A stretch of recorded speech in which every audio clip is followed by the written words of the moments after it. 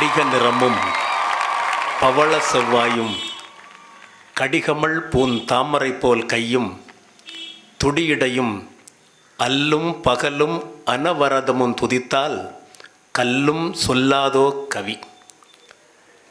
எல்லாம் வல்ல எல்லாமுமான உலகை படைத்து உலக உயிர்களுக்கெல்லாம் உயிருக்கு உயிராய் அணுவுக்கு அணுவாய் இயக்கி வரக்கூடிய இறைவனை மனதில் நினைத்து இந்த நல்ல நாளிலே மிகச் சிறப்பாக ஏற்பாடு செய்திருக்கக்கூடிய இந்த பட்டிமன்ற நிகழ்வின் மூலமாக செல்வா ஸ்டுடியோ மூலம் உலக தமிழர்களை எல்லாம் இன்று இணையத்தின் மூலமாக சந்திப்பதற்கு மிகப்பெரிய ஒரு வாய்ப்பினை நல்கிய செல்வா ஸ்டுடியோ நிறுவனத்தை சார்ந்த அருமை சகோதரர் பேராசிரியர் பெருமகனார் தினேஷ் உள்ளிட்ட அத்தனை பெருமக்களுக்கும் எங்கள் பட்டிமன்ற குழுவின் சார்பிலே முதற்கண் அன்பு கலந்த வணக்கத்தினை தெரிவித்துக் கொள்ளுகின்றோம்.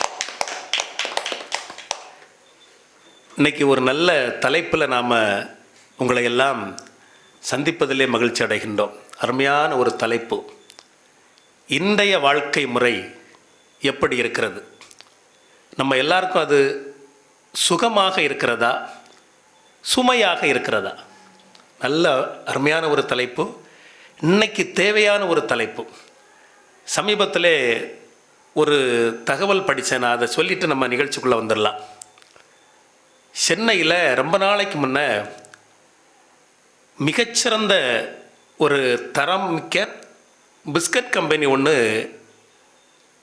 ரொம்ப சிறப்பாக நடந்துக்கிட்டு இருந்திருக்கு. இன்றைக்கி உலகளவில் பேசப்படக்கூடிய தரமான ஒரு கம்பெனி. அந்த கம்பெனியில் ஒரு சிறப்பு என்ன அப்படின்னா, பிஸ்கட்டை தயார் செய்து அதை தர பரிசோதனை பண்ணுவாங்க இல்லையா, பரிசோதனை பண்ணிவிட்டு ஒருவேளை அதில் தரம் சரியில்லை அப்படின்னா என்ன பண்ணுவாங்க அப்படின்னா, அதை எரிப்பதற்கு அப்படின்னே பெரிய பாய்லர் வச்சுருக்காங்க. அதில் கொண்டு போட்டு அதை எரித்து அப்புறமா குப்பையில் தள்ளிடுவாங்க. மக்களுக்கு அதை கொடுக்க மாட்டாங்க. இந்த செகண்ட் சேல்ஸ் எல்லாம் சில பேர் கம்பெனிகளில் பண்ணுவாங்க, இங்கே அப்படி கிடையாது. இதை கேள்விப்பட்டு அங்கே பக்கத்தில் ஒரு தனியார் தொண்டு நிறுவனம், அதாவது தொழுநோயாளிகளை பாதுகாக்கக்கூடிய கவனிக்கக்கூடிய ஒரு தொண்டு நிறுவனம் இயங்கிட்டு இருந்திருக்கு. அந்த நிறுவனத்தை நடத்தி கொண்டிருக்கக்கூடிய பெருமக்கள் இந்த கம்பெனிக்காரங்களை பார்த்து, ஐயா நீங்கள் இப்படி தரம் குறைந்த பிஸ்கட்டுகளை எல்லாம் பாய்லரில் போட்டு அதை குப்பையாக ஆக்கிடுறீங்க இல்லையா, அதை எங்கள் பிள்ளைங்களுக்கு கொடுத்தீங்கன்னா கொஞ்சம் எங்களுக்கு பயனுடையதாக இருக்கும் அப்படின்னு கேட்டாங்களாம். உடனே அந்த நிறுவனத்தை பிஸ்கட் கம்பெனியாக நடத்திக்கிட்டு இருக்கக்கூடியவங்க சொன்னாங்களாம், நாங்கள் அப்படி யாருக்குமே கொடுக்கறதில்ல. ஒருவேளை உங்களுக்கு அப்படி தேவை அப்படின்னா ஒன்று பண்ணுங்கள், உங்களுக்கு அந்த தொழுநோயாளிகளுக்கு ஒரு வாரத்திற்கு தேவையான மொத்தம் எவ்வளோ பிஸ்கட் வேணும் அப்படின்னு மொத்தமாக எங்கள்கிட்ட சொல்லுங்கள்.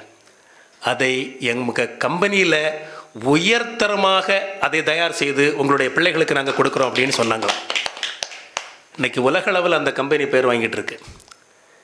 அப்போ இதெல்லாம் எதை சார்ந்து அப்படின்னா, உதவி செய்வதற்கு உண்மையான மனசு மட்டும் போதும்.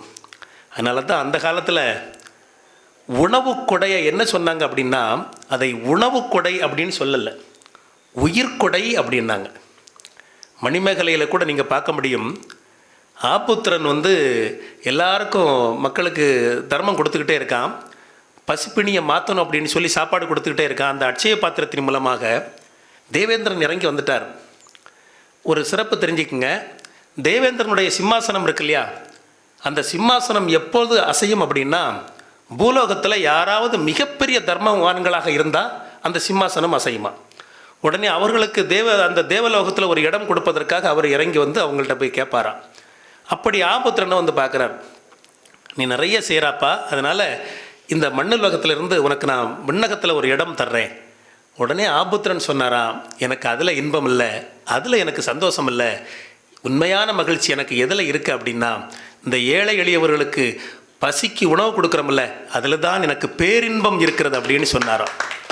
அப்போது இன்றைக்கி இருக்கக்கூடிய சூழலில் நம்முடைய வாழ்க்கை முறை, புத்தர்கிட்ட கேட்டாங்களாம். புத்தர் அவருடைய சீடர்கள்ட்ட கேட்டிருக்கிறார், வாழ்க்கை எப்படி, எவ்வளோ ஆண்டு அப்படின்னு கேட்டாங்களாம். ஒரு சீடன் சொன்னால் 60 வருஷம், 80 வருஷம், 50 வருஷம் அப்படின்ட்டு இருந்திருக்காங்க. அவர் சொன்னாராம், அப்படி இல்லை, 1 நிமிடம், மனிதனுடைய வாழ்க்கை பயணம் ஒரு நிமிடம். அதை என்ன அர்த்தம் அப்படின்னா, ஒவ்வொரு நிமிடமும் நாம் வாழணும். சாப்பிட்றோம் அப்படின்னா சாப்பிட மட்டும் செய்யணும். தூங்குகிறோம் அப்படின்னா தூங்குற மட்டும் செய்யணும். சினிமா பார்க்குறோம் அப்படின்னா சினிமா மட்டும் பார்க்கணும்.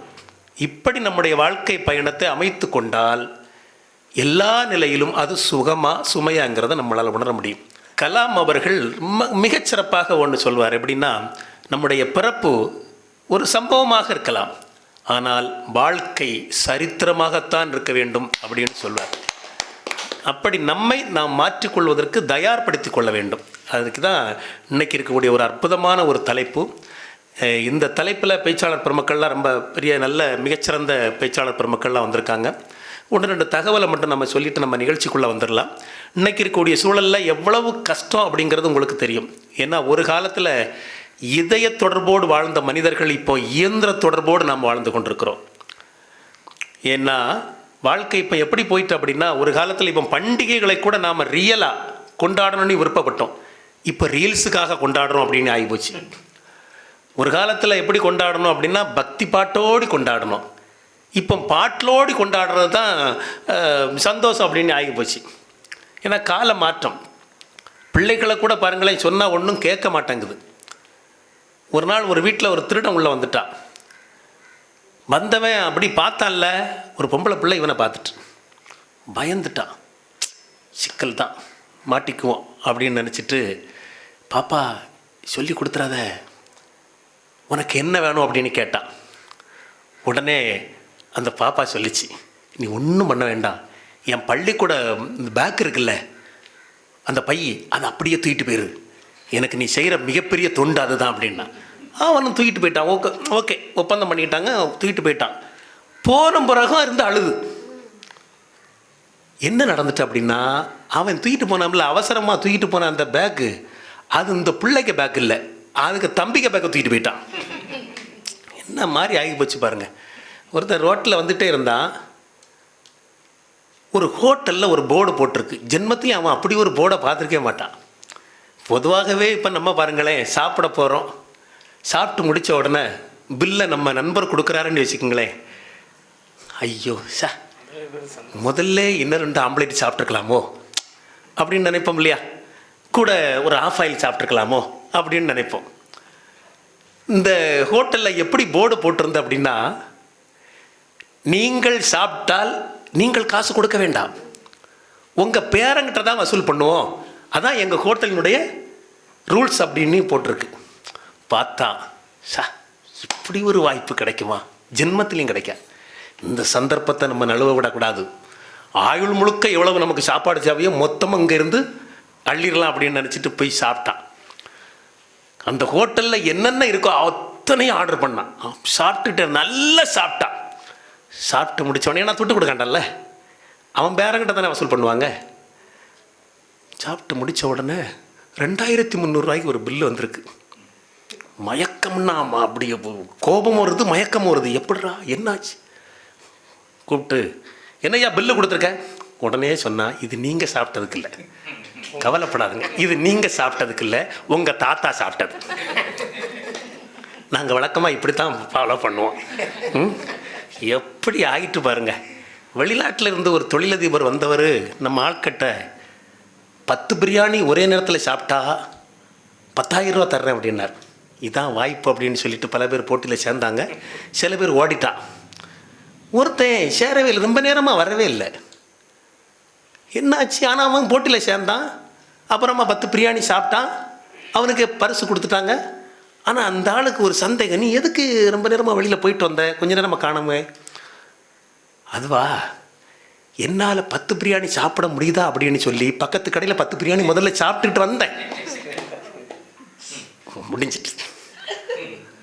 அப்போ இவனுக்கெல்லாம் ஒரு பொண்ணு கட்டி கொடுத்தான்னு வச்சுக்கங்களேன், காலம் முழுக்க அந்த பொண்ணு பட்டினி தான் இருக்கணும். அப்படி கால மாற்றம் ரொம்ப வேகமாக ஓடிக்கொண்டிருக்கிறது. நாம் எவ்வளவு கற்றாலும் கற்றது கைமண்ணளவு எங்கக்கூடிய ஒரு உணர்வு நமக்கு இருக்க வேண்டும் என்பதற்காகத்தான் அவ்வை சொன்னாள், கற்றது கைமண்ணளவு கல்லாதது உலகளவு என்று உற்ற கலமடந்தை ஓதுகிறாள். மற்றவரும் பந்தயம் கூற வேண்டாம் புலவீர், எறும்பும் தன் கையால் எஞ்சான் அப்படின்னா. எறும்பு கூட அவருடைய கையில் எண்ஜான் இருக்கான்.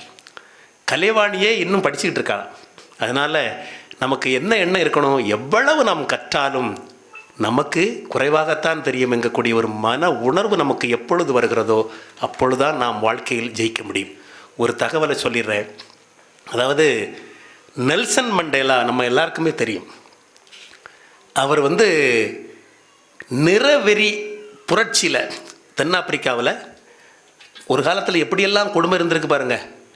அதாவது பொண்ணு பார்க்க போன இடத்துல பொண்ணு கருப்பாக இருந்தாச்சு அப்படின்னா வேண்டாம் அப்படின்னு சொல்கிறது ஒரு நடந்திருக்கு. அங்கே நாட்டில் கருப்பர்களையே ஒட்டுமொத்தமாக ஒரு நாடே ஒதுக்கி வச்சிருக்குன்னா அப்போ எவ்வளவு கஷ்டப்பட்டிருப்பாங்க. அவங்களுக்காக ஒரு புரட்சி செய்தார் அவர் நெல்சன் மண்டேலா அவர்கள். 27 ஆண்டுகள் ஜெயில். சாதாரணமாலாம் இல்லை, 27 வருஷம் ஜெயில். அவர்கிட்ட ஒரு கேள்வி கேட்டாங்க, உங்களுக்கு என்ன சலுகை வேணும்? அவர் சொன்னார், எனக்கு எந்த சலுகையும் நீங்கள் தர வேண்டாம், ஜெயிலில் புத்தகம் வாசிப்பதற்கான சலுகை மட்டும் எனக்கு கொடுத்தால் போதும் அப்படின்னு சொன்னார். சரி, ஓகே பண்ணிட்டாங்க. அவர் அப்புறமா ஜெயிலில் இருந்து அவருக்கும் அந்த அரசாங்கத்துக்கும் ஒரு ஒப்பந்தம். அதனுடைய அடிப்படையில் அந்த நாட்டில் தேர்தல் வருது. இவர் ஜெயிக்கிறார். அப்போது அதிகாரம் இவருடைய கையில் வந்தாச்சு. எல்லாமே இவர் கையில் இருக்குது. இவர் என்ன நினச்சாலும் அதிகாரம் பண்ண முடியும், யாரை வேணாலும் தூக்கில் போட முடியும். அந்த அளவுக்கு அதிகாரம் இவருடைய கையில் வந்துடுச்சு. ஒரு பத்திரிகை நிருபர் கேட்குறாங்க அவர்கிட்ட, ஐயா, இப்போ உங்கள்கிட்ட அதிகாரம் எல்லாம் வந்துட்டு நீங்கள் நாட்டினுடைய அதிபர் ஆகிட்டீங்க, உங்களை ஏற்கனவே இந்த நிறவெறியில் போட்டு அடித்தாங்கல்ல, கொடுமைப்படுத்தினாங்கல்ல, அவங்கள நீங்கள் பழி வாங்குவீங்களா அப்படின்னு அவர்கிட்ட ஒரு கேள்வி கேட்டாங்க. அழகாக அவர் அதுக்கு ஒரு பதில் சொன்னார். ஒருவேளை அப்படி நான் பழி வாங்கினேன் அப்படின்னு சொன்னால் நான் இன்னும் சிறையில் தான் இருப்பதாக அர்த்தம் அப்படின்னார். இதுதான் சிறப்பு. அந்த உணர்வு எனக்கு அது இல்லை அப்படின்னு சொல்லிட்டார். மனிதன் ஒவ்வொரு நிலையிலும் நம்முடைய வாழ்க்கை பயணத்தை எப்படியெல்லாம் அமைத்து கொள்ள முடியுமோ அப்படி நாம் அமைத்து கொண்டால் நிச்சயமாக நம்முடைய பயணம் வெற்றி பெறும் என்பதில் எள்ளளவேனும் சந்தேகமில்லை. இன்றைய நாள் நமக்கு இனிய நாளாக அமையும். அருமையான ஒரு தலைப்பு, நம்முடைய வாழ்க்கை பயணம். இன்றைய வாழ்க்கை முறை சுமையாக இருக்கிறதா, அது சுகமாக இருக்கிறதா? முதலாவதாக நம்முடைய வாழ்க்கை, இன்றைய வாழ்க்கை முறை சுமைதான் அப்படின்னு பேசுவதற்காக இங்கே வருகின்றிருக்கக்கூடிய பெருமகனார், அவர் ஏற்கனவே நம்முடைய செல்வா ஸ்டுடியோவுக்கு ரொம்ப அறிமுகமானவர். நல்ல பேசுவார், நல்ல பாடுவார், நல்ல நகைச்சுவையாளர், அருமை சகோதரர், கிராமிய இசைக்குயில் சி ஜெயராஜ் அவர்களை வாழ்க்கை சுமையே அப்படின்னு பேசுவதற்காக உங்கள் அனைவர் சார்பிலும் அழைக்கின்றோம். உற்சாகம் அவருக்கு ஒரு கரகோஷம் கொடுங்க. வாங்க. அனைவருக்கும் அன்பான வணக்கத்தை தெரிவித்து, நடுவர் அவர்களே, இன்றைக்கி ஒரு அற்புதமான ஒரு தலைப்பு. இன்றைய காலகட்டத்தில் வாழ்க்கை என்பது சுமையா அல்லது சுகமா? சந்தேகத்துக்கே இடமில்லாமல் தெரியும். இந்த காலகட்டம் என்பது மிகப்பெரிய சுமைகளை சுமந்து கொண்டு தான் இருக்கிறோம் நடுவர் அவர்களே. சுமப்பதே சுமை, ஒரு குடும்பத்தை சுமக்கிறதே சுமை நடுவர் அவர்களே. அப்போ சுமை இல்லை, இன்னைக்கு எல்லாமே சுமை தான். என்ன சந்தோஷம் இருக்கிறதுன்னு நினைக்கிறீங்க? பார்த்தா எல்லாரும் சந்தோஷமாக போனதுமா இருக்கும். பைக்கில் ஒரு கணவனும் மனைவியும் போகிறாங்க, சிரிச்சுக்கிட்டே போனது மாதிரி தான் இருக்கும். பக்கத்தில் இருந்து நம்ம என்ன நினைப்போம், அப்பா என்ன சந்தோஷம், கொடுத்து வச்சவன். வீட்டில் போய் பார்த்தா தானுங்க தெரியும் சந்தோஷமாக இருக்கானா இல்லை சங்கடப்படானா. உண்மையிலே இதயம் இல்லாமல் கூட வாழ்ந்து விடலாம், ஆனால் இணையம் இல்லாமல் வாழ முடியுமா நடுவர்களே?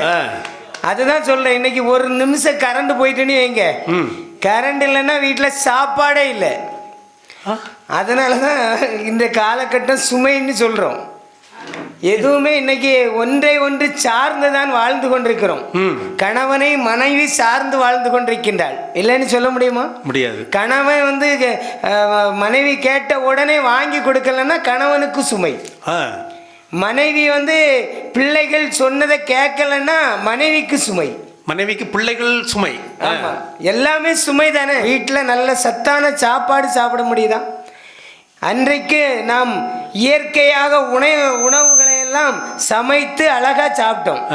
இன்னைக்கு செயற்கையாக எப்ப கேட்டாலும் சாப்பிட்டு இருக்கிறது இந்த காலம். அன்னைக்கு சமைத்து சாப்பிட்டோம். ஆமா, இன்னைக்கு சுட வச்சு சாப்பிடுறோமா இல்லையா? இல்லையா? எல்லாமே செயற்கையாக மாறிவிட்டது.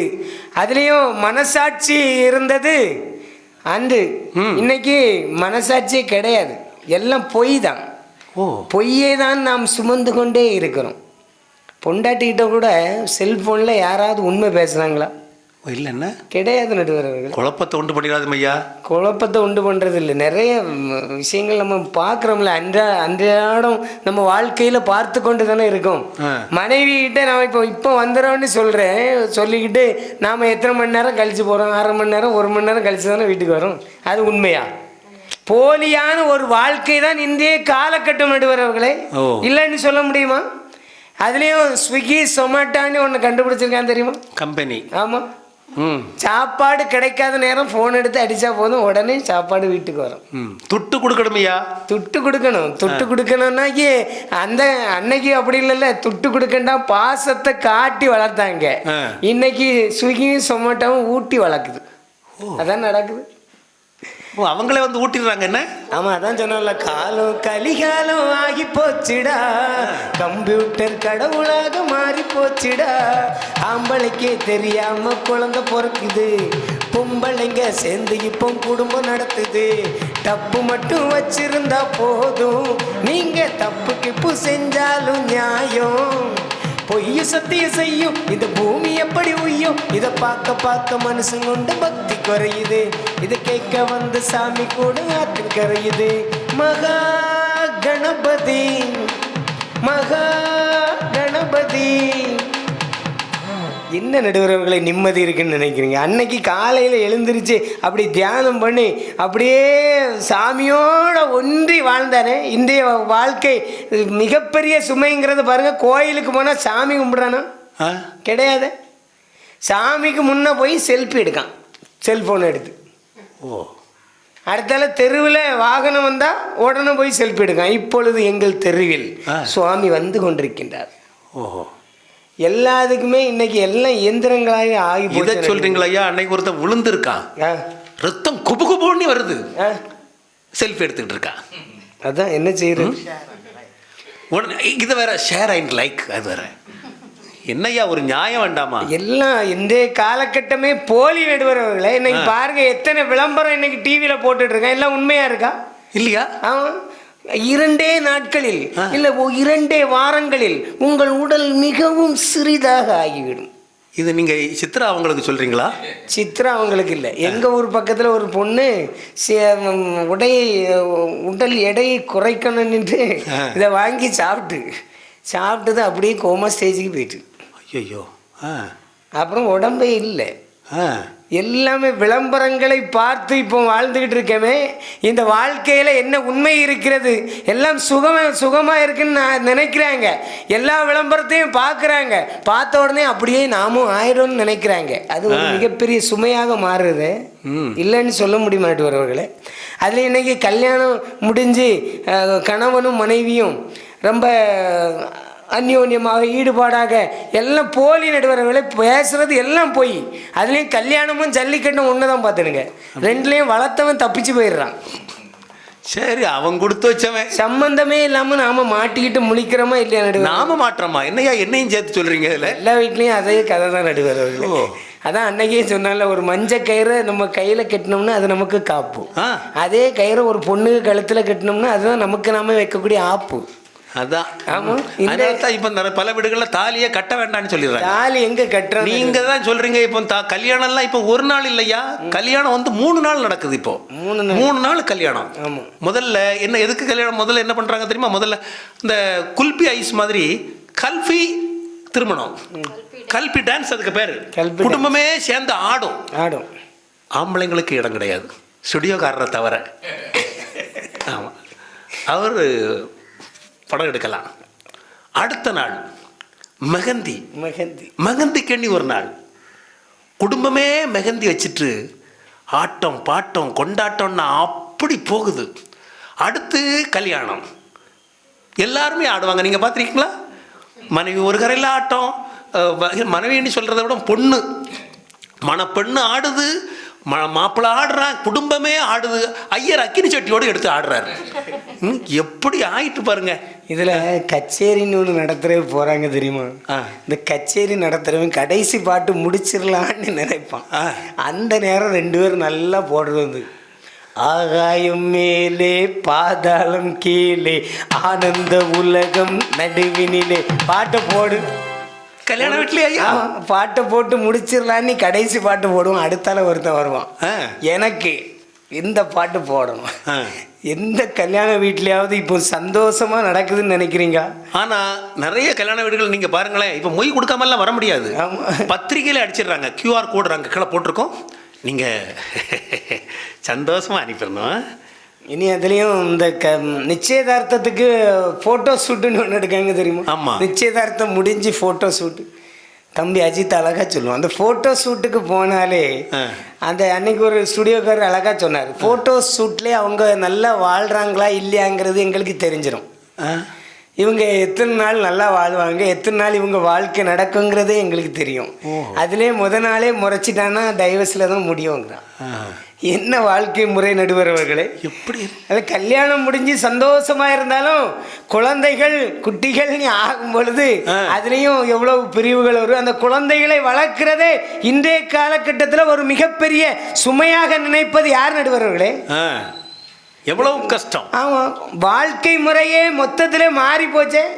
அன்னைக்கு ஒருத்தன் நல்ல ஸ்பீடாக பைக்கில் போனான். நான் சொன்னேன், தம்பி இது உனக்கு ஆகாது, நீ வேகமாக போகாது, இப்படி போனேன்னா எங்கேயோ போய் எசக்க விழுந்துருவான்னு சொன்னேன். அதெல்லாம் நாங்கள் பார்த்துக்கிறோம் சார், 100ல் போவோம், 108ல் நீங்கள் வரவும் செய்வோம் அப்படின்னா. கொஞ்ச நேரம் கழித்து பார்க்குறேன், அவனும் பைக்கும் குளத்துக்குள்ளே கிடக்கேன்.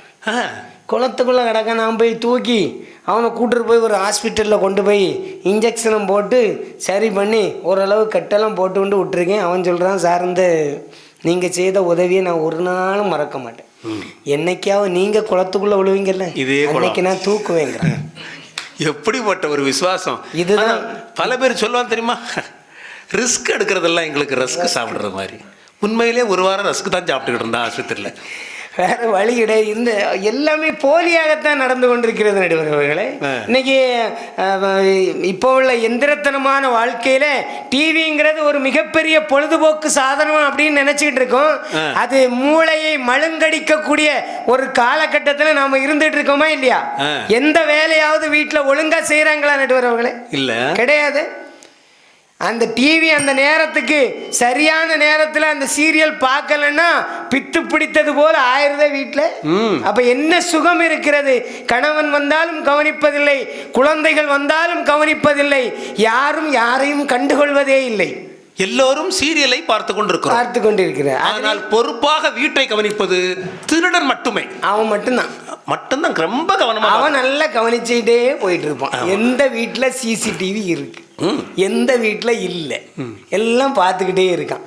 ஆனால் கணவன் என்ன பண்ணுவான்னா, மனைவி என்ன சொன்னாலும் ஆமாங்கோ ஆமாங்கோ ஆமாங்கோன்னு ஆமாங்கோ போடணும். தப்பை மன்னிக்கிறவன் மனுஷன், தப்பே பண்ணாமல் மன்னிப்பு கேட்குறவன் தான் புருஷன். நல்ல அனுபவசாலியா இருப்பீங்க போல. வேற இல்லைன்னு உண்மைதான் நடுவர்களே. அதுலேயும் சர்வீஸுக்கு போயிட்டு வந்த பைக்கும் அம்மா வீட்டுக்கு போயிட்டு வந்த பொண்டாட்டியும் 2 நாள் சரியா இருக்கு. என்னையா இது? அதுதானே உண்மை நடுவர்களே.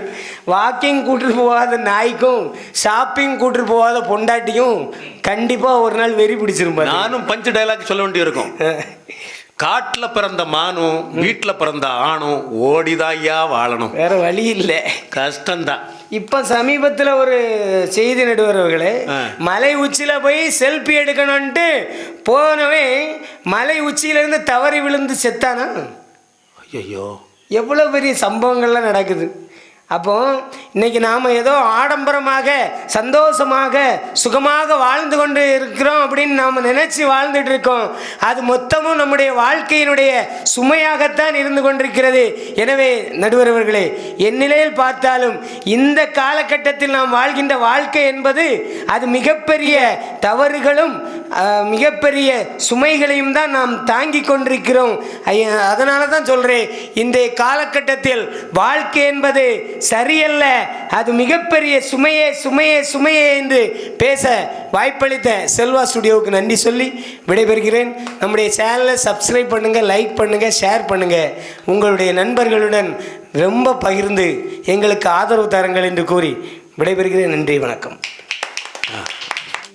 பாவம் அவருக்கு சொந்த கதை சோக கதை அத்தனையும் சொல்லிட்டு போயிட்டார். நல்ல ஒரு வாய்ப்பை பயன்படுத்திக்கிட்டார். உண்மையிலே முதல்ல அழகாக ஒன்று சொன்னார் பார்த்தீங்களா, மனைவியை பைக்கில் கூட்டிகிட்டு போகும்போது வெளியிலிருந்து பார்க்குறவனுக்கு வேணா இவன் ரொம்ப சந்தோஷமாக இருக்கான்னு தெரியுமா. ஆனால் அது உண்மைதான். அவன் என்ன நினைப்பான், கொடுத்து வச்சவன் மனைவி அப்படியே சந்தோஷமாக கூப்பிட்டு போகிறான். உண்மையிலே அவன் புருஷன் எப்படி தெரியுமா நினச்சிட்டு போவான், என் தலைவிதி வேண்டான்னே திரும்ப திரும்ப சொன்னேன். சொக்க தங்கம் அப்படின்னா பச்சை கிளி தம்பி, கவலைப்படாத, வந்த பிறகு தான் தெரிஞ்சு அது பச்சை கிளி இல்லை, பஞ்சவர்ண கிளி. பாவம், ரொம்ப பாதிப்பு, எவ்வளவு சுமை. இன்னொன்று சொன்னார் பாருங்க, போலியான வாழ்க்கையை தான் நம்ம வாழ்கிறோம் அப்படின்னாரு பாருங்க. யாரிடத்துல உண்மை இல்லை அப்படின்னு சொல்லி பாவம் அவருடைய ஆதங்கத்தினை கொட்டி தீர்த்திருக்கிறார். இதற்கு உடனடியாக பதில் சொல்வதற்கு தமிழ்நாட்டிலே எங்கு தேடினாலும் ஒரு ஆளை தான் கிடைக்கும். உண்மையிலே மிகச்சிறந்த பேச்சாளர். எந்த சேனலில் நம்ம போட்டாலும் அந்த சேனலில் முதலாக பேசக்கூடிய அருமை சகோதரி, மிகச்சிறந்த பேச்சாளர், நல்ல பாட்டு பாடுவாங்க. உலக தமிழர்களுடைய இதயத்திலே இன்னைக்கும் என்றென்றும் அவங்க ஒரு சிம்மாசனம் விட்டு அமர்ந்திருக்கக்கூடிய அருமை சகோதரி, நம்முடைய மண்ணிற்கு சொந்தக்காரர். எழுதி கட்டக்கூடாது சரியா? அருமை சகோதரி நல்லா பாடுவாங்க. கவிஞர் மலர்விழி அவர்களை உங்கள் அனைவர் சார்பிலும் அழைக்கின்றோம். உற்சாகம் அவர்களுக்கு ஒரு கரகோஷம் கொடுங்க. வணங்கிய அடியவரை வாழ்த்திய வரமருளும் தூக்கிய துதிக்கை உண்டு. வந்த வினை பந்தத்தின் வாட்டத்தை ஓட்ட வரும் தேட்டமிடும் செவிகள் இரண்டு. பரம்பொருள் வதன்னமதில் அமைந்ததை போலவே பார்த்திடும் விழிகள் மூன்று. கரங்களோ நான்கு, கனி ஒன்று கை கொண்டு காப்பவன் தொழில்கள் ஐந்து. உயர் கதி சேர வழிகள் என்று அவன் கமல மலர் தாள்கள் உண்டு. ஒரு மணிக்கொரு மணி எதிர் எதிர் ஒலித்திட ஓம்காரம் ரீம்காரம் சங்கீதம் இசைத்திட.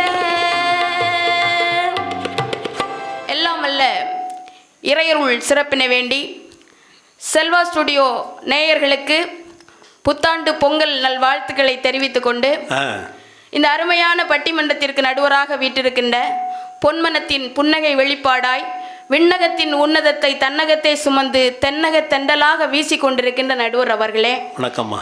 எண்ணணி எதிரணி ஆற்றல் மிகுந்த அறிஞர் பெருமக்களே, இந்த அருமையான நிகழ்வை ரசித்துக் கொண்டிருக்கின்ற நேயர்களே, உங்கள் அனைவருக்கும் இந்த சின்னவளின் சிறப்பான வணக்கங்களை முதலில் உரித்தாக்கிக் கொள்ளுகிறேன். இன்றைக்கு ஒரு அருமையான தலைப்பை நம்ம சிந்திக்க இருக்கிறோம். ஆமா, இன்றைய வாழ்க்கை முறை சுகமா சுமையா? அவ்வளவுதானே. ஆமா, இதுக்கே நம்ம அண்ணன் அவ்வளவு டென்ஷன் ஆனாரு. பாவம், அவருக்கு வயசு அப்படி. அதாவது கஷ்டப்பட்டு வாழ்ந்தா அது சுமைதான், எங்களை போல இஷ்டப்பட்டு வாழ்ந்தா அதுதாங்க சுகம். அவருக்கு சாப்பாடே கொடுக்கலன்னா அதை இஷ்டப்பட்டு கொடுக்காம இருக்கணும். ஆமா, அவங்க அந்த காலத்துல வாழ்க்கை முறை எப்படி இந்த குறைகளை எல்லாம் மறைத்து வாழ்ந்தார்கள். நாங்கள் இன்றைக்கு குறைகளை நிறைத்து வாழ்கிறோம், அதனால எங்களுக்கு சுகம். வாழ்க்கைய சுகமாக்குவதும் சுமையாக்குவதும் நம்ம கையில தானங்க இருக்கு. அதான் பொதுவா வாழ்க்கை அந்த வார்த்தையை எடுங்க, அதுலயே நம்ம வாழ்க்கை இருக்கு. முதல்ல வான்னு ஒரு எழுத்து இருக்குல்ல, அது எதை கூடுறது? வாழவா அப்படின்னு. வாழவா எதுக்கு வரணும்? வாழ். அடுத்த எழுத்து இல். வாழ். வாழ். எதை வச்சு வாழ்றது அப்படின்னு ஒரு கேள்வியை கேட்டா, உன் கையை வச்சு வாழ. அடையப்பா, உனக்கு ஒரு கை மட்டும் இல்ல, இரு கை மட்டும் இல்ல, 4 கைகள் இருக்கு. ஒன்று இடக்கை, இன்னொன்று வலக்கை, இன்னொன்று நம்பிக்கை, இன்னொன்று முகத்தில் புன்னகை. இதை வைத்து வாழுடா. அதான் தாராபாரதி கவிஞன் சொல்லுவார் இல்லையா, வெறுங்கை என்பது மூடத்தனம், விரல்கள் 10 மூலதனம். எவ்வளவு அருமையா சொல்லுவாங்க. உன் கையை நம்பி உயர்ந்திட பாரு, உனக்கென எழுது ஒரு வரலாறு, உனக்குள்ள சக்தி இருக்கு அதை உசுப்பிட வழிபாரு, சுபவேளை நாளை மாலை சூடிடு, சிங்க நடை போட்டு சிகரத்தில் ஏற கற்றுக் கொடுப்பது இன்றைய வாழ்க்கை முறை என்ன பேசிட்டு போனாருங்க. இன்னைக்கு சாப்பாடு இல்லையா, இந்த உலகத்திலே 3 விஷயத்தை யாருக்காகவும் விட்டு கொடுக்கப்படாது. 3 விஷயத்தை யாருக்காகவும் விட்டு கொடுக்க கூடாது. அன்பு, பண்பு, பாசமா, அப்புறம் அதெல்லாம் நினைக்காதுங்க. அப்புறம் காலை சாப்பாடு, மதிய சாப்பாடு, இரவு சாப்பாடு யாருக்கும் விட்டு கொடுத்துட கூடாது. யாருக்குமே விட்டு கொடுக்க கூடாது. அன்றைய வாழ்க்கை முறையில கிடைச்சதை சாப்பிட்டீங்க, நாங்க இன்னைக்கு பிடிச்சதை சாப்பிட்டுட்டோம். அருமைமா, அதுவும் பிடிச்சவங்களோட சாப்பிட்டுட்டு இருக்கோம். சூப்பர்மா. ஆனந்த பவன்ல சாப்பிடணும்னு வேண்டாம், கையேந்தி பவன்ல கூட கணவரோடையும் குழந்தைகளோட நாங்க இன்னைக்கு சாப்பிட்டு வாழ்ந்துட்டு இருக்கோம். அதுதானங்க வாழ்க்கை. மொத்தத்துல என்ன தெரியுதுன்னா வீட்டுல சமையலே இல்லைன்னு தெரியுது. ஐயங்க, அன்னைக்கு உள்ள வாழ்க்கை முறையில அம்மா கிட்ட போய் சாப்பாடு கேட்டா இப்ப வெந்துரும் சாப்பிடலாம் அப்படின்னு சொல்லுவாங்க. இப்ப அம்மா கிட்ட போய் அம்மா சாப்பாடுன்னு கேட்டா இப்ப வந்துரும் சாப்பிடலாம். இவ்வளவுதான் வித்தியாசம். என்னமா அப்படியே? அன்னைக்கெல்லாம் குக் பண்ணி சாப்பிட்டீங்க, நாங்க இன்னைக்கு புக் பண்ணி சாப்பிடுறோம். இதுல என்ன தப்பு? அன்னைக்கெல்லாம் அறுவடை பண்ணி சாப்பிட்டீங்க, இன்னைக்கு நாங்க ஆர்டர் பண்ணி சாப்பிடுறோம். இந்த வாழ்க்கை முறையும் நல்லா தானே இருக்கு. நல்லா தானே இருக்குயா. அன்னைக்கு உங்களுக்கு உணவு கிடைச்சாங்க, வறுமையான வாழ்க்கை அன்றைய வாழ்க்கை முறை, வசதியான வாழ்க்கை முறை இன்றைய வாழ்க்கை. அருமை அருமை அருமைமா. எதை நினைச்சாலும் நாங்க சாப்பிடுறோமா இல்லையா? அப்ப இன்றைக்குள்ள வாழ்க்கை எவ்வளவு அழகா இருக்கு. எதை கேட்டாலும் பிள்ளைகளுக்கு வாங்கி கொடுக்கிற வாழ்க்கைங்க. நீங்க நினைக்கலாம் கணவனுக்கு கடமை என்ன? கணவனோட கடமை பொருள் ஈட்டுறது மட்டுமல்ல, மனைவிக்கு ஒரு வாய் ஊட்டுறது. அப்பா ஐயா கேட்டுக்குங்க, ஐயா கேட்டுக்குங்க. நீங்க உடனே ஒரு வாய் எடுத்து ஊட்டி விட்டுருங்க. இன்னைக்கு கணவன் மனைவிக்குள்ள சண்டை போடுறாங்கன்னு சொன்னீங்கல்ல, ஒரே ஒரு பஞ்ச் டயலாக் நான் சொல்லட்டுமா? சொல்லுங்கம்மா. டை அடிச்ச மண்டையும் கணவன் மனைவி சண்டையும் 3 நாளைக்கு மேல நிக்காது, சமாதானம் ஆயிடும். ஓ, டை அடிச்ச மண்டையும் கணவன் மனைவி சண்டையும் 3 நாளைக்கு மேல நிக்காதுங்க. அரே அப்பா, என்ன போயிடும். எப்படி வேண்டுமென்றாலும் சமைத்துக் கொள்வோம், ஆனால் அன்பாக பரிமாறுவோங்க. பூ போன்ற சோறு, பொரிக்காத கீரை, காய்ந்த பழங்கள், காய்கறி சாறு, பரிமாற நீ பசியார நாம், இது போதும் எங்களுக்கு. போதும். ஸ்விக்கி சொமாட்டோ இருக்கும்போது நமக்கு என்ன கவலை? அது வேற பரிமாறும் போது மனைவியை பார்த்து எங்க ஆளு பாடுறான் பாருங்க. சாதம் போல சிரிக்கிறா, மீன் குழம்பு போல மணக்கிறா, ரகசியமா ஏதோ சொன்னா ரசத்தை போல கொதிக்கிறா, அவ ரசத்தை போல கொதிக்கிறா. வரதப்பா வரதப்பா கஞ்சி வருதப்பா, கஞ்சி காலையன் தன்னை தலையில் தாங்கி வஞ்சி வருதப்பா. இன்னைக்கு வாழ்க்கை முறை அப்படி இருக்குங்க. நீங்க சொல்றீங்க செல்போன் இருக்கு, வாட்ஸ்அப் இருக்கு, ஃபேஸ்புக் இருக்கு அப்படின்னு சொல்றீங்கல்ல. இந்த இளைஞர்கள் இதை வச்சே சாதிச்சுட்டு இருக்காங்க. நான் இன்னைக்கு ஒரு பையன்கிட்ட கேட்டேன், நீ டாக்டர் ஆவி ஊசி போட போறியா இல்ல என்ஜினியர் ஆகி வீடு போட போறியான்னு. அவன் சொன்னா யூடியூபர் ஆகி கொளுத்தி போட போறேன். நல்லா இருக்கு. எப்படி வாழ்ந்துட்டு இருக்கோம். அவனை கொளுத்தாம இருக்கணும். பல்லு போன பாட்டி கூட இன்னைக்கு ஃபேஸ்புக்ல இருக்கு. அப்படியா? எங்க மதுரையில ஒரு பாட்டி இட்லி சுட்டு வித்துக்கிட்டு இருக்கு. ஏழ்மையில இருந்தா கூட அத நம்மால எடுத்து போடுறான் பாருங்க. அந்த பாட்டியே பணக்கார பாட்டியா ஆயிருக்கு. அன்னையோட வாழ்க்கை முறை. நீங்க ஏழையா பிறந்து ஏழையாக வளர்ந்தீர்கள், நாங்கள் ஏழையாக பிறந்து இன்றைக்கு பணக்காரர்களாக கோடீஸ்வரர்களாக வாழ்ந்து கொண்டிருக்கிறோம். இன்றைய வாழ்க்கை தானங்க எங்களுக்கு. எங்க பார்த்தாலும் சந்தோஷம் தான். எங்க சாமி இன்னைக்கு எல்லாம் எங்களுக்கு தந்திருக்கு. என்ஜாமி தந்தானே, எல்லாமே என்ஜாமி தந்தானே, என்ஜாமி தந்தானே, எல்லாமே என்ஜாமி தந்தானே, எனக்கும் தந்தானே, எல்லாமே உனக்கும் தந்தானே. அருமையா அடுத்தவரை சொல்லுவான் பாருங்க. நிம்மதி நெஞ்சுக்கு தூரம் ஒண்ணு சொன்னது யாருன்னு கூறுப்புள்ள, சாமிக்கு நீ வேறு நான் வேறல்ல, பூமிக்கு யாருமே பாரம் இல்ல. ஏட்ட வச்சான், எழுத வச்சான், பாட்ட வச்சான், படிக்க வச்சான், மேகம் வச்சான், மழைய வச்சான், விளைய வச்சானே, என்ஜாமி தந்தானே, எல்லாமே என்ஜாமி தந்தானே. நாங்க ஒவ்வொரு விஷயத்தை பார்த்து ஒவ்வொன்றையும் கத்துக்கிட்டு இருக்கோங்க. எப்படி உறுதியாக இருப்பது என்பதனை பாறையிடமிருந்து கற்றுக்கொள்ளுங்கள். எப்படி உயர பறப்பது என்பதனை பறவையிடமிருந்து கற்றுக்கொள்ளுங்கள். கல் எறிந்தாலும் கனி தர வேண்டும் என்பதனை மரத்திடமிருந்து கற்றுக்கொள்ளுங்கள். கசக்கினாலும் வாசம் தர வேண்டும் என்பதனை பூக்களிடமிருந்து கற்றுக்கொள்ளுங்கள். கடித்தாலும் இனிக்க வேண்டும் என்பதனை கரும்பிடமிருந்து கற்றுக்கொள்ளுங்கள். தலகோதும் இளங்காத்து செய்தி கொண்டு வரும், மரமாகும் விதையெல்லாம் வாழ சொல்லித்தரும். கலங்காத கலங்காத நீ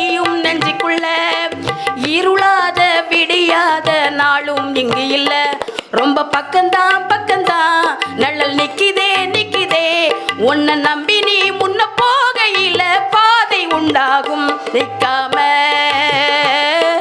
முன்னேறு கண்ணோரம் ஏன் கண்ணீரு.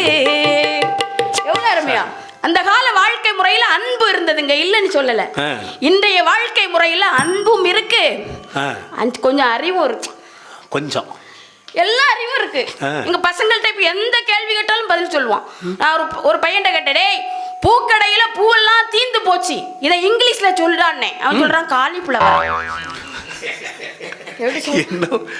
எங்க வீட்டு பக்கத்துல ஒரு மாரியம்மன் கோயில் இருக்கு, ஒரு பையன் உருண்டு குடுக்குறான். அங்க பிரச்சனை பண்ண மாரியம்மா மாரியம்மான்னு உருண்டு குடுக்குறான். ஏன்டா அண்ணே, இந்தியாவின் தலைநகரத்தை கன்னியாகுமரியா மாத்திரு மாரியம்மா அப்படின்னு உருண்டு கொடுக்குறான். ஏன்டா அண்ணே, நான் எக்ஸாம்ல கன்னியாகுமரின்னு எழுதிட்டேன், அதை மாத்தி கொடுக்கட்டுங்கிறான். இவ்வளோ எங்க உங்களுக்கு கவலையெல்லாம் மறந்து போகணும்னா என்ன செய்யணும் தெரியுமா? குழந்தைகள்கிட்ட ஒரு அரை மணி நேரம் பேசுங்க ஐயா. அந்த குழந்தைகள் பேசுவது அவ்வளோ ஒரு இன்பமா இருக்கும். குழல் இனிது யாழ் இனிது என்பர் தம் மக்கள் மழலை சொல் கேளாதவர். அன்னைக்கே சொன்னார்ல, ஏன் குழல் இனிது யாழ் இனிதுன்னு சொன்னாரு? ரெண்டும் பெண் குழந்தையா இருக்கணுமா, ரெண்டும் ஆண் குழந்தையா இருக்கணுமான்னு அவருக்கு ஒரு கேள்வி. ஒரு பெண் குழந்தை ஒரு ஆண் குழந்தை. குழல் யார் கையில இருக்கும்? கண்ணன் கையில இருக்கும். கண்ணனை மாதிரி ஒரு ஆண் குழந்தை. யாழ் யார் கையில இருக்கும்? சரஸ்வதி கையில இருக்கும். சரஸ்வதி மாதிரி ஒரு பெண் குழந்தை. இந்த ரெண்டு குழந்தைகளும் வீட்டுல இருந்தாலே எவ்வளவு சந்தோஷம். திருவள்ளுவருக்கே இப்படி ஒரு விளக்கம் தெரியாது. ஆளான சிங்கம் ரெண்டும் கை வீசி நடந்தா காலடியில் பூமி எல்லாம் அடங்கும். சிங்கார தங்கம் ரெண்டும் தேர் போல வளர்ந்தா ஆகாயம் இங்கே வந்து வணங்கும். எங்களால் தாயே உயிர் சுமந்தாயே, கண்களிலே முத்து சரம் காப்பாட்டி கட்டி வைத்தாய் தாயே, பாசம் நீயே. பிள்ளை நிலா இரண்டும் வெள்ளை நிலா. இன்றைக்குள்ள வாழ்க்கை முறையில அம்மா அப்பாவை நாங்க தெய்வமா தான் வணங்குறோம். சொர்க்கம் சொர்க்கம்னு சொல்றோம்ல, எங்க சொர்க்கம் இருக்கு? எங்க? நபிகள் நாயகம் சொன்னார், தாயின் காலடியில் சொர்க்கம் இருக்கு. தாய் எப்படிப்பட்டவள்னு சொல்றாரு பாருங்க. மிச்சம் அதாவது மிச்சம் வச்சத சாப்பிடுறதும் தாய் தான், மிச்சம் வைக்காம சாப்பிட வைக்கிறதும் தாய் தான். அதனாலதான் நம்ம கீழே விழுந்தோம்னா அம்மா அப்படின்னு கத்துறோம். எழும்போது அப்பாடா. அம்மை தூக்கவும் காக்கவும் நம்ம பெற்றோர்கள் இருக்கிறார்கள் எங்களுக்கு தெரியும். ஒரு கவிஞன், இன்னைக்குள்ள கவிஞன் தாயை பற்றி கவிதை எழுதுறான். பிறந்தாய், அழுதாய், சிரித்தாய், தவழ்ந்தாய், எழுந்தாய், நடந்தாய், படித்தாய், சம்பாதித்தாய், சாதித்தாய், உயர்ந்தாய், இது எல்லாத்துக்கும் தாய்தான் அடிப்படை என்று ஒரு கவிதை எழுதுறான். மணி மாளிகை மாடங்களும் மலர் தூவிய மஞ்சங்களும் தாய் வீடு போலில்லை, அங்கு தாலாட்டாள் இல்லை. கோவில் தொழும் தெய்வம் நீ இன்றி நான் காண வேறில்லை. நானாக நான் இல்லை தாயே, நல்வாழ்வு தந்தாயே நீ. நடுவர்களே, ஒரே ஒரு விஷயத்தை மட்டும் முடிச்சு நிறைவு செய்யறேன். அந்த காலத்து வாழ்க்கை முறையில காதை தொட்டா அட்மிஷன், அப்படிதானே? ஆமா, காதை தொடணும். 5 வயசு ஆனவொன்னு பள்ளிக்கூடத்துல சேர்க்க போவாங்க, காதை தொடுறா அப்படிம்பாங்க. ஆமா.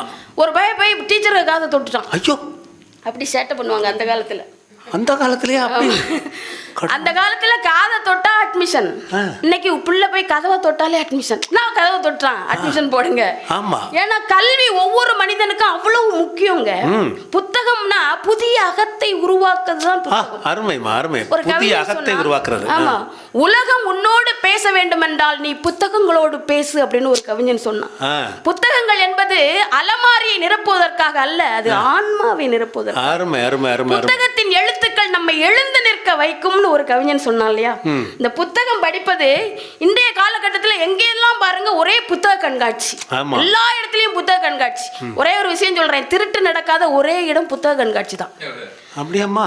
திருடன் யாரும் புத்தகம் வாங்க மாட்டான், புத்தகம் படிச்சா அவன் திருட மாட்டான். அருமை, அருமை, அருமை, அருமை. புத்தகம் படிச்சா அவன் திருட மாட்டான். அப்போ அன்றைய காலகட்டத்துல ஜாதகத்தை நம்பி வாழ்ந்தீர்கள். அன்றைய வாழ்க்கை முறை அஸ்ட்ராலஜி, நாங்கள் டெக்னாலஜி. டெக்னாலஜி. ஆமா. அன்றைய காலகட்டத்துல எதுவுமே இல்ல. ஆனா நீங்க 10ஆம் வகுப்புல எத்தனை மார்க் எடுத்தீங்க?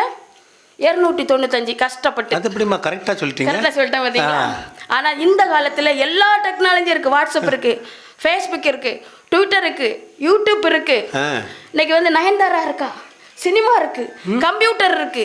எல்லாம் இருந்த பிறகும் என்னுடைய மாணவன், என்னுடைய இளைஞன் 500க்கு 499 மதிப்பெண் எடுக்கிறானே, அவன் தன்னையும் உயர்த்து கொண்டு தன்னுடைய மதிப்பெண்ணையும் வாங்கி இந்த சமூகத்திற்கு நல்ல விஷயங்களை சொல்லிக் கொடுக்கிறானே, இதுதாங்க இன்றைய வாழ்க்கை முறை. அன்பும் இருக்கிறது, அறிவும் இருக்கிறது. இன்றைய வாழ்க்கை முறை சுகமாகத்தான் இருக்கிறது, சுகமாகத்தான் இருக்கும் என்று கூறி அருமையான வாய்ப்புக்கு நன்றி கூறி நிறைவு செய்கிறேன். நன்றி, வணக்கம். அருமை அருமைமா. இன்னைக்கு நம்முடைய சமுதாயத்தில் இருக்கக்கூடிய முன்னேற்றங்களை எல்லாம் ரொம்ப அழகா பேசியிருக்காங்க. இதுக்கு பதில் சொல்வதற்காக உடனடியாக வர இருப்பவர் ஆசிரியர் பெருமகனார். நல்ல பாட்டு பாடுவார், நல்ல பேசுவார். அருமை சகோதரர் கண்ணன் அவர்களை உங்கள் அனைவர் சார்பிலும் அழைக்கின்றோம். உற்சாகம் அவருக்கு ஒரு கரகோஷம் கொடுங்க. ஐயா வாங்க. முக்கேணி சுவை வேண்டாம், பாகிடை சுவையும் வேண்டாம். சிவனார் பெற்றெடுத்து அகத்தியனார் வளர்த்தெடுத்த கன்னி தமிழாம் என் தாய் தமிழை வணங்கி அவையோர் அனைவரையும் வணங்கி என்னுடைய உரையை துவங்குகிறேன். நடுவர் அவர்களே, இன்னைக்கு ஒரு அருமையான பட்டிமன்றம். இன்றைய வாழ்க்கை முறை சுகமா சுமையா? ஆமாம், இன்றைய சமூகத்திற்கு எது தேவையோ அதை எடுத்து எம்புவதற்காக கையாளப்பட்ட அருமையான தலைப்பு. நம்முடைய அம்மா அவர்கள், மலர்விழி அம்மா அவர்கள் அழகாக கூறிக்கொண்டு போனார். ஆனால் அந்த தலைப்பு எதை சார்ந்தது என்றால் எம்மை சார்ந்தது. சுமை என்ற தலைப்பிலே நான் பேச வேண்டிய தலைப்பு. நடுவர் அவர்களே, கணவன் அங்கிருந்து வருகிறானாம், மனைவி வாங்க வாங்க எண்ணி கூப்பிட்டாங்களாம். அது அப்படி இல்லை. வா வா வந்து தொடு அடி தாங்க மாட்டா, வா வந்து தொடு அடி தாங்க மாட்டா, வா அடி தாங்க மாட்டா. யாரு அடிச்சா? அந்த அம்மா அடிச்சா இந்த ஆளு தாங்க மாட்டா. பார்த்தா தெரியுது இல்லையா? ஆனா சில பேர் அடிக்க வேண்டாம் ஐயா, பார்த்தாலே போதுமா? ஒரு பார்வை. இல்ல இல்ல உங்களை சொல்லல நான். நடுவர் அவர்களே அப்புறம் சொன்னாங்க, இந்த தாய்மை, இந்த தாய்மை என்பது இந்த காலத்தில் உயர்ந்து போற்றப்படுகிறது என்று. வெறும் காட்சிக்காக மட்டும்தான் நாம் பார்த்து கொண்டிருக்கிறோம், யூடியூப்ல மட்டும்தான் பார்த்துட்டு இருக்கிறோம். ஆனால் எத்தனை முதியோர் ஆசிரமங்கள் இங்கே இயங்கிக் கொண்டிருக்கின்றன. அப்படி சொல்லுங்க ஐயா, எவ்வளவு எத்தனை ஆசிரமங்கள் இங்கே வளர்ந்து அதனால் செழிப்புற்றிருக்கிறது. அப்படி என்றால் இங்கே இருந்து பெற்றோர்கள் முதியோர் ஆசிரமத்திற்கு செல்லக்கூடிய அளவு கூடிக்கொண்டிருக்கிறது என்பதுதானே உண்மை. அதானே. அதாவது இன்னைக்கு எங்கே பார்த்தாலும் ஒரு முதியோர் இல்லம் இருக்குது, எங்கே பார்த்தாலும் ஒரு ஆதரவற்ற இல்லம் இருக்குது. இதெல்லாம் ஒரு காலத்தில் இல்லை இல்லையா? ஆனால் அந்த காலத்தில் பாடினாங்க பாருங்க, தாய் இல்லாமல் நான் இல்லை, தானே எவரும் பிறந்ததில்லை, எனக்கு ஒரு தாய் இருக்கின்றாள், அவள் என்றும் என்னை காக்கின்றாள், தாய் இல்லாமல் நான் இல்லை. அந்த தாயை அன்றைய காலகட்டத்தில் போற்றினோம், இன்றைய காலகட்டத்தில் முதியோர் ஆசிரமத்திற்கு அனுப்பினோம். அதுதான் உண்மை. கல்வியை பற்றி கூறுகிறார்களே, இன்றைய கல்வி முறை சிறப்பாக இருக்கிறதா? இல்லை நடுவர் அவர்களே. காரணம், ஒவ்வொரு மாணவனும் கோனார் தமிழ் உரையை கொண்டு படிக்கிறான். ஒரு புது கவிஞன் அழகாக சொல்லுவான், வள்ளுவனும் தேர்வெழுத போனான், தேர்வும் எழுதியாச்சு, தேர்வும் முடிவும் வெளியாச்சு, பாவம் ஃபெயிலாகி போனார். யார்? வள்ளுவர். அவரிடம் கோனார் இல்லை போலும். ஓ, அந்த வள்ளுவனுக்கே இந்த நிலை என்றால் சாதாரண மாணவன் என்ன நிலைக்கு ஆக்கப்படுவான்? ஏன்னா அந்த காலத்தில் அந்த கைடுக்கு தான் அவ்வளவு பெருமை மரியாதை இருந்துச்சு. நடுவர் அவர்களே, இதுதான் இன்றைய காலகட்டத்தில் மதிப்பெண்களை மட்டுமே வைத்து மாணவர்களை தகவமைத்துக் கொண்டிருக்கிறார்கள். நடுவர்களே, பரபரப்பான காலம் இன்றைய காலகட்டம். மதிப்பெண் வாங்கக்கூடிய இயந்திரமாக பிள்ளைகளை நாம் உருவாக்கி கொண்டிருக்கிறோம். நிச்சயமாக. அது மட்டும் இல்ல, காலத்தை பரபரப்பா நடந்து போயிட்டு இருக்கிறான். மனைவியோட செருப்பை ஒரு காலையும் பிள்ளைகளுடைய செருப்பையும் போட்டுட்டு எந்த காலில் எந்த செருப்பு போட்டிருக்கோம் தெரியாமலே பறந்துட்டு இருக்கான். நடுவர் அவர்களே, யாரியா? புருஷன் ஐயா? புருஷன். ஐயோ, மனைவிக்கு செருப்ப ஒரு காலையும் பிள்ளைக்கு செருப்பு இன்னொரு காலமா அவ்வளவு வேகமா போயிட்டு இருக்கு. மொத்தத்துல அவன் செருப்பு போடல, வாங்கல. நடுவர் அவர்களே, தலையில ஹெல்மெட்டை வச்சுக்கிட்டு ஹெல்மெட்டை தேடுறான், கண்ணில் கண்ணாடியை வச்சுக்கிட்டு கண்ணாடி எங்கன்னு தேடுறான், செல்போன்ல பேசிக்கிட்டு செல்போன் எங்கன்னு தேடுறான். அந்த அளவுக்கு பரபரப்பா இருக்கு நடுவர் அவர்களே. பணம் சேர்ப்பதற்காக ஒவ்வொரு கணவனும் ஒவ்வொரு ஆண்களும் எங்க இருந்து அயல் நாடுகளுக்கு சென்று சேர்த்து கொண்டிருக்கிறார்கள். அவர்களிடத்தில் அந்த கணவன் மனைவியிடத்தில் இல்லறம் என்பது இருக்கிறதா? இல்ல, ஒற்றை நோக்கம். இன்றைய காலத்தில் சுமையை மட்டுமே, தன்னுடைய குடும்பத்தின் வளர்ச்சியை மட்டுமே கருத்தில் கொண்டு வெளிநாடுகளில் சென்று கொண்டிருக்கிறார். அந்த பெண்களுடைய நிலைமை, பெண்கள் தன்னுடைய கணவனோடு சேர்ந்து வாழ முடியாமல் எவ்வளவு இன்னல் செய்து பட்டிருப்பார்கள் நடுவர் அவர்களை. அதுதான் ஒரு பெண்ணினுடைய ஏக்க குரல். நாளை இந்த வேளை பார்த்து ஓடிவானிலா, இன்று எந்த தலைவன் இல்லை சென்று வானிலா, தென்றலே என் தலைவன் கண்டு நின்று போய்விடு. நடுவர் அவர்களே, தன்னுடைய ஆசாபாசங்களை அடக்கி தன்னுடைய குழந்தைகளுக்காக சுமையை தாங்கி கொண்டிருக்கிறார்கள் இன்றைய காலகட்டத்தில். இதுதான் உண்மையான வாழ்க்கை. அவர்கள் வாழல, பிள்ளைகளை வாழ வைக்கணுங்கிறதுக்காக கஷ்டப்படுறாங்க. வாழ வைத்துக் கொண்டிருக்கிறார்கள் குழந்தைகளை. அது மட்டுமல்ல, அந்த கணவனுக்கும் மனைவிக்கும் இல்லற உறவு இருக்கிறதா? வள்ளுவன் கூறுவான், உடன்பாடு இல்லாதான் வாழ்க்கை உடம் கருள் பாம்போடு உடன் உறைந்தற்று என்பா. அந்த கணவனுக்கும் மனைவிக்கும் இணக்கமான உறவு இல்லை என்றால் ஒரே வீட்டுக்குள்ள பாம்போடு சேர்ந்து வாழ்வதற்கு சமம். இப்போது அப்படி இருக்கிறதா நடுவர் அவர்களே? ஆனால் பெண்கள், அதற்கு காரணம் என்ன? பரபரப்பான சூழலில் சென்று கொண்டிருக்கிறார்கள். பெண்கள் ஒரு நாளைக்கு 18 மணி நேரம் உழைக்கிறாங்க, உண்மைதான். அவர்களை பாராட்டுவதற்கான மனநிலை நமக்கு வர வேண்டும். அவர்களுடைய செயல்பாடுகளை பாராட்டி ஊக்கமளிக்க வேண்டும். இலசுகளை பெற்ற பெற்றோர்கள் இன்று சந்தோஷமாக இருக்கிறார்களா? மடியில நெருப்ப வச்சுக்கிட்டு அலைகிறாங்க, நெருப்ப கட்டிக்கிட்டு அலைகிறாங்க. போன பிள்ளை எப்ப வருவானோ எப்படி வருவானோன்னு தெரியல, வேகமா போறான். அப்படியே முன்ன நிக்கிற வண்டிக்கு மேல இடிச்சு கரண்ட் கம்பியில தொங்கிட்டு இருக்கிறான். போன வாரம் உள்ள நியூஸ் நடுவர் அவர்களே, பைக்கெல்லாம் இப்ப எப்படி போகுது தெரியுமா? எப்படி? என்ன போனோம், அப்படித்தானே போனோம் அப்படின்னு சொல்லணும் நடுவர். ஆமா ஆமா. ஆனா இப்ப எப்படி தெரியுமா போகும்?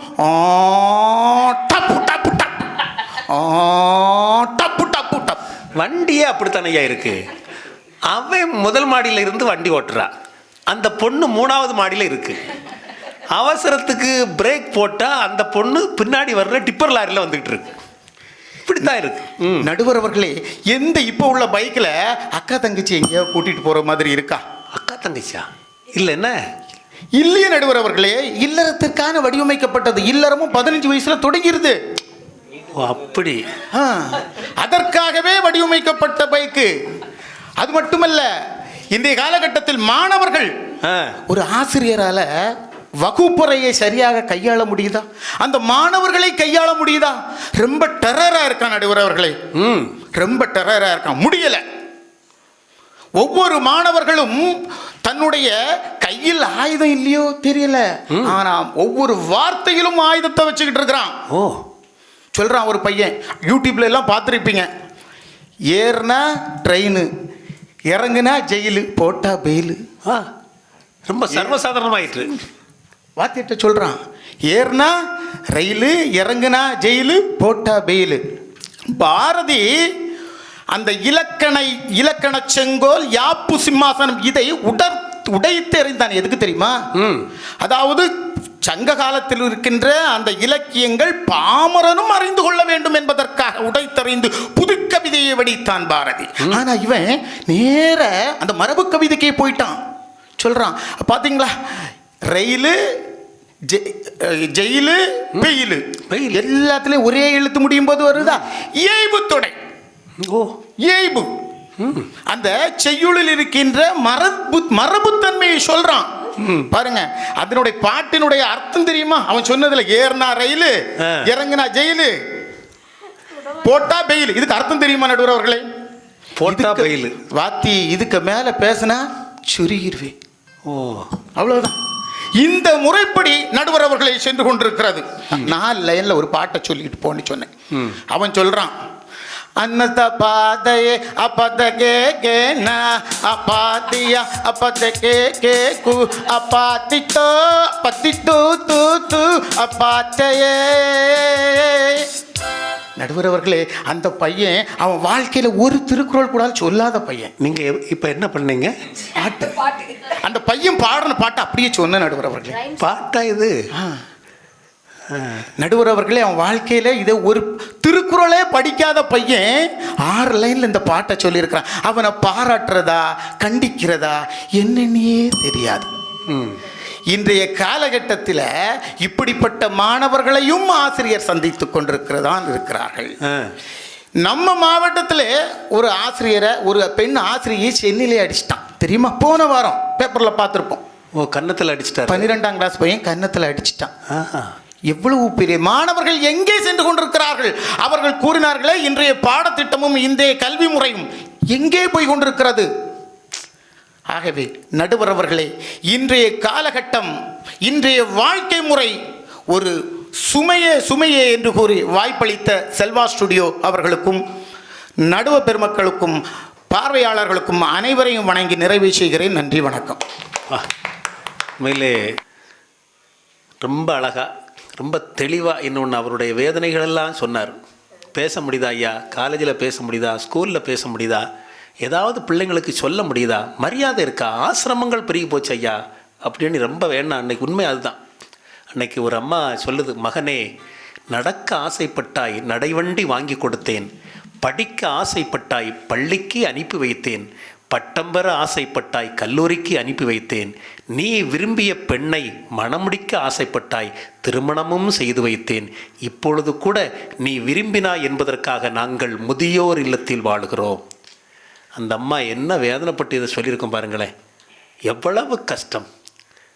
ரொம்ப தெளிவாக பேசியிருக்கிறார். அதனால் இன்றைக்கி இருக்கக்கூடிய வாழ்க்கை முறை மிகப்பெரிய கஷ்டமாக இருக்கிறது, சுமைதான் அப்படின்னு பேசியிருக்கிறார். இதுக்கு பதில் சொல்வதற்காக நிறைவான பேச்சாளர், நிறைவு பேச்சாளர் அருமை சகோதரி சித்ரா அவர்களை அன்போடு அழைக்கின்றோம். வாங்கம்மா. நம்முடைய செல்வா ஸ்டுடியோ நேயர் அனைவருக்கும் என்னுடைய அன்பார்ந்த வணக்கங்களை தெரிவித்துக் கொள்கிறேன். இன்னைக்கு அருமையான தலைப்பு கொடுத்துருக்கீங்க. இன்றைய வாழ்க்கை முறை சுகமா அல்லது சுமையான்னு கேட்டிருக்கீங்க இன்னைக்கு. ஆனா எங்க அண்ணன் இவ்வளவு நேரம் சுகமேன்னு தான் பேசிட்டு போயிருக்காரு அவரு. ஆமா, அணி மாறிட்டாரம்மா. என்ன தேர்தல் வருது இல்லையா ஐயா? தேர்தல் வருது இல்லையா? இருக்கத்தான் செய்யும். வந்த உடனே எங்க அண்ணன் சொன்னார், இன்னைக்கு சாப்பாடுனாலே நம்மளுக்கு ஸ்விக்கி ஸ்மோட்டோன்னு சொன்னார்ல. நடுவர் அவர்களே, நீங்க நைட்டு 1 மணிக்கு உங்களுக்கு பசி வந்தா கூட சாப்பிட்டேன்னு ஆசைப்பட்டு நீங்க உங்க கிச்சன்ல போய் பாருங்க. சமைக்கிறதுக்கு நம்மளால முடியுமா 1 மணிக்கு? ஒரு தோசை ஊத்தி சாப்பிடுறதுக்கு நம்மளுக்கு எவ்வளவு வருத்தமா இருக்கும். ஆனா உடனே நீங்க உங்க மொபைல் போனை எடுத்து ஆர்டர் போட்டீங்கன்னா ஒரு 10 நிமிஷத்துல வீட்டுல வந்து இருக்க சாப்பாடு.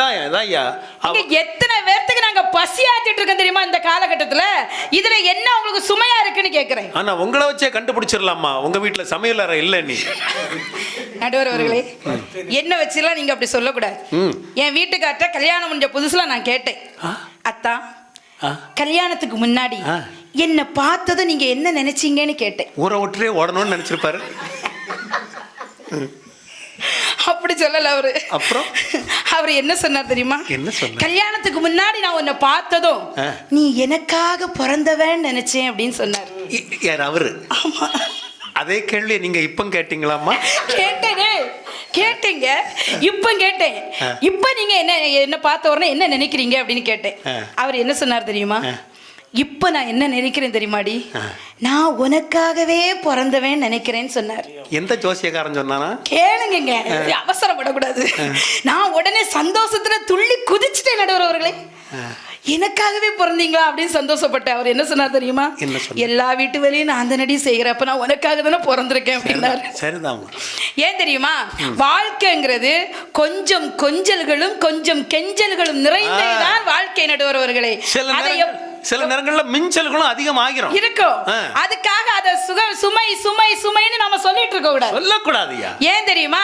நீங்க வந்தோடனே சொன்னீங்க எல்லாம் குழந்தைய வளர்க்கறது கஷ்டம், 10 மாசம் குழந்தைய சுமக்கிறோம், அன்னைக்கு பிரசவம் அப்படி இருந்துன்னு சொன்னீங்க. ஆனா அந்த குழந்தை பாரம் எப்படிப்பட்டது தெரியுமா? 10 மாசம் நாம குழந்தைய சுமந்தாலும் குழந்தைய பிறந்த பிறகு அந்த குழந்தை முகத்தை பார்க்கும்போது ஒரு சுகம் வருது தெரியுமா? அதுதான் வாழ்க்கையில இன்பம் நடுவர்களே. அதாவது குழந்தை வளர்ப்பது கஷ்டம் நீங்க சொன்னீங்கல்ல, குழந்தைய வளர்க்கறதுல கூட நிறைய இன்பங்கள் இருக்கு நடுவர்களே. ஆமா, எங்க அக்கா சொன்ன மாதிரி அது பேசக்கூடிய மழலை சொல் மட்டும் இல்ல, அது பண்ணக்கூடிய சேட்டையில அவ்வளவு இன்பம் இருக்கு தெரியுமா? பிள்ளைங்க சேட்டை பண்ணாலே அது இன்பம். அது இன்பம் தாங்க. எத்தனை பேர் நம்ம வீட்டுல சோறுல கிறுக்கிறதுக்கு ஒரு குழந்தை இல்ல, தேங்காயை திருவும் போது அள்ளி திங்கிறதுக்கு ஒரு குழந்தை இல்லன்னு எத்தனை பேர் வருத்தப்பட்டு இருக்கோம் தெரியுமா? வீட்டுல குழந்தைன்னு இருந்தா அது சோறுல கிறுக்கன் நடுவர்களே. தேங்காய் திருவும் போது தேங்காய் அள்ளி செதறணும், அதான் குழந்தை. அது கிறுக்கல் அல்ல, பிள்ளையின் அடையாளம். நம்ம வீட்டுல அந்த குழந்தை அவ்வளவு மகிழ்ச்சியா இருக்கும் நடுவர்களே. வேற ஒண்ணு இல்ல. இப்ப நீங்க குழந்தைகிட்ட நீங்க என்ன சொன்னாலும் அது செய்யும், அப்படிதானே?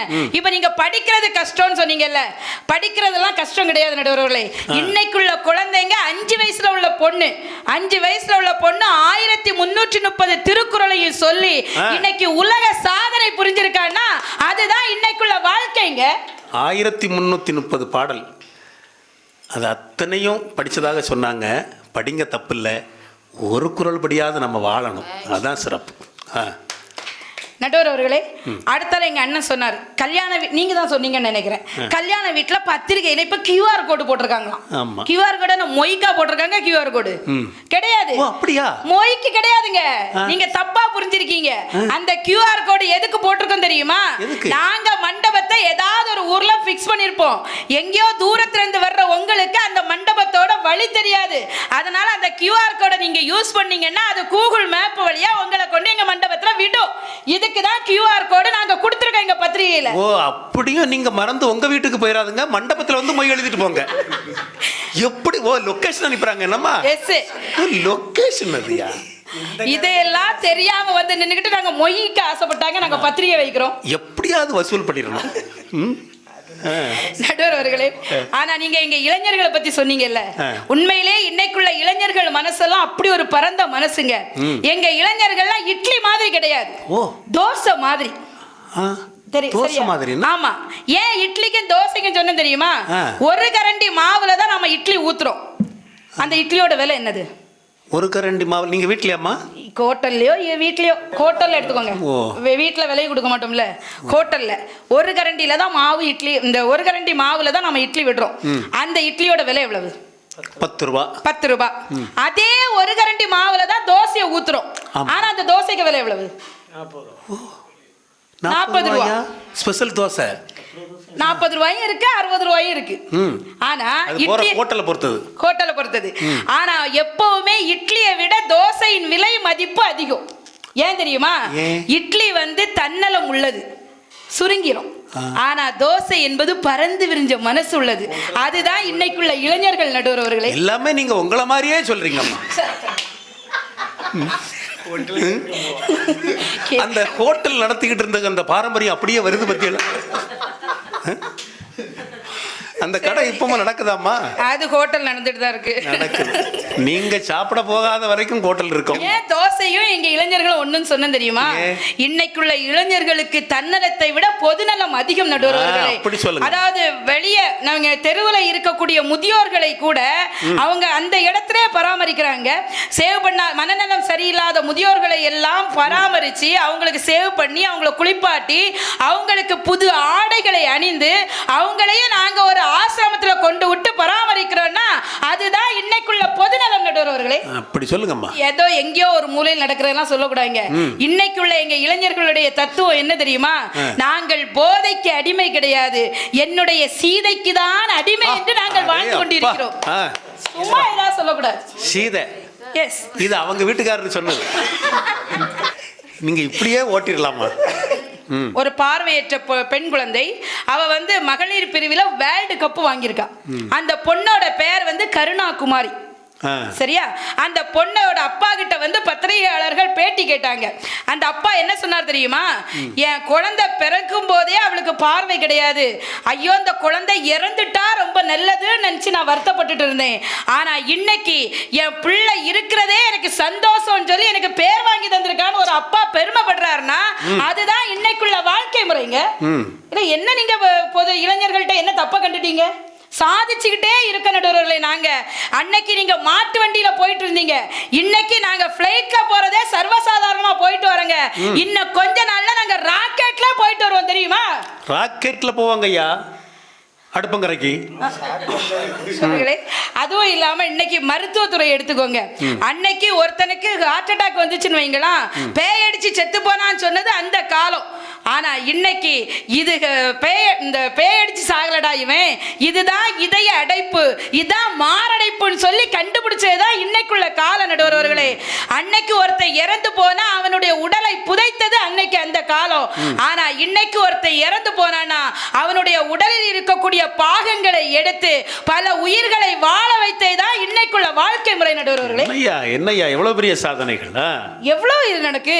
எங்க கண்தானம் பண்றோம், அன்னதானம் பண்றோம், உடல் தானம் பண்றோம். இன்னைக்கு எங்களுக்கு என்னென்ன நாங்க தானம் பண்ண முடியுமோ நாங்க தானம் பண்றோமே, அதுதான் இன்னைக்குள்ள வாழ்க்கை முறைங்க. சும்மா வந்துட்டு எதையாவது பார்த்துட்டு பேசக்கூடாது. அன்னைக்கு கணவன் மனைவியை அடிமையாக வச்சிருந்தது அந்த காலம். ஆனா இன்னைக்கு கணவனும் மனைவியும் நண்பர்களாக பழகுவதுதான் இந்த காலம் நடுவர்களே.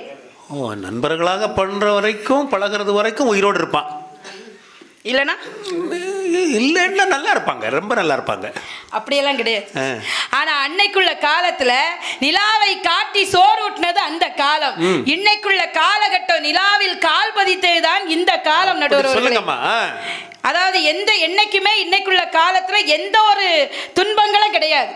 நீங்க சுகமா பார்த்தா அது சுகம், சுமையாக பார்த்தால் அது சுகம். சரியா? வாழ்க்கைங்கிறது என்ன தெரியுமா? வாழ்க்கை என்பது கடவுள் நமக்காக பூமியில் ஏற்பாடு செய்திருக்கக்கூடிய சொர்க்கம் தான் வாழ்க்கை நடுவர்களே. அதை சொர்க்கமாக்குவதும் நரகமாக்குவதும் நம்முடைய கையில் தான் இருக்கிறது, இல்லையா? அதனால இன்னைக்குள்ள வாழ்க்கை முறை என்பது எப்பொழுதுமே சுமை கிடையாது, அது சுகமே சுகமே சுகமே என வாய்ப்புக்கு நன்றி பாராட்டி விடைபெறுகிறேன். நன்றி, வணக்கம்.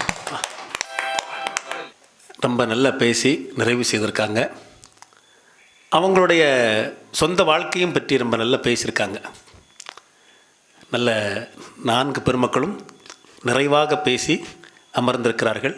உடனடியாக நம்ம தீர்ப்பை சொல்லிடலாம். இன்னைக்கு வாழ்க்கை முறை சுகமா சுமையா? இவங்க தொடங்குறது சுமைதான் அப்படின்னு அவர் தொடங்கினார். அதுக்கு நிறைய எடுத்துக்கிட்டாங்க. இப்போல்லாம் எவ்வளோ கஷ்டம், பிள்ளைகளை வளர்க்குறதுக்கு எவ்வளோ பெரிய கஷ்டம். அன்றைக்கி ஒரு ஆள் ஒரு வீட்டுக்கு விருந்துக்கு போனார். அந்த வீட்டில் உள்ள பெரியவர் பையனை அனுப்பி கடையில் போய் கொஞ்சம் அல்வா வாங்கிட்டு வா, கொடுத்து விடணும். இன்னும் கடைக்கு போனார், வாங்கிட்டு வந்தார். அல்வா 1 கிலோ அல்வா வாங்க சொன்னார், வாங்கிட்டு வந்தான். நிறுத்து பார்த்தார், 900 கிராம் தான் இருக்குது. கோபம்னா அப்படி கோபம் இருக்குது, எடை குறைஞ்சிருக்கு. கடைக்கே போயிட்டார். நீ ஒரு மனுஷனா? நான் சின்ன பையனை அனுப்பிட்டேன் அப்படின்னு சொல்லி நீ தப்பா? 1 கிலோவில் கேட்டேன், 900 கிராம் தான் இருக்குது, 100 கிராம் எடை குறைவாக இருக்குது. அவன் சொன்னான், நான் சரியாக தான் என்னாச்சு கொடுத்தேன். அல்வா எடையை பார்த்தீங்களா என்னாச்சு? உங்கள் பையனுக்கு எடையை பார்த்தீங்களா கேட்டான். அவன் 100 கிராம் கூடியிருப்பான்னாச்சு. அப்படி ஆகி போச்சு. ரொம்ப கஷ்டம்தான். நோயினால் எவ்வளவு கஷ்டம். இன்னைக்கு பாருங்கள், நான் அடிக்கடி சொல்லக்கூடிய ஒரு விஷயம் என்ன அப்படின்னா, உண்மையிலே இந்த உலகத்தில் யார் பணக்காரன், யார் கோடீஸ்வரன்?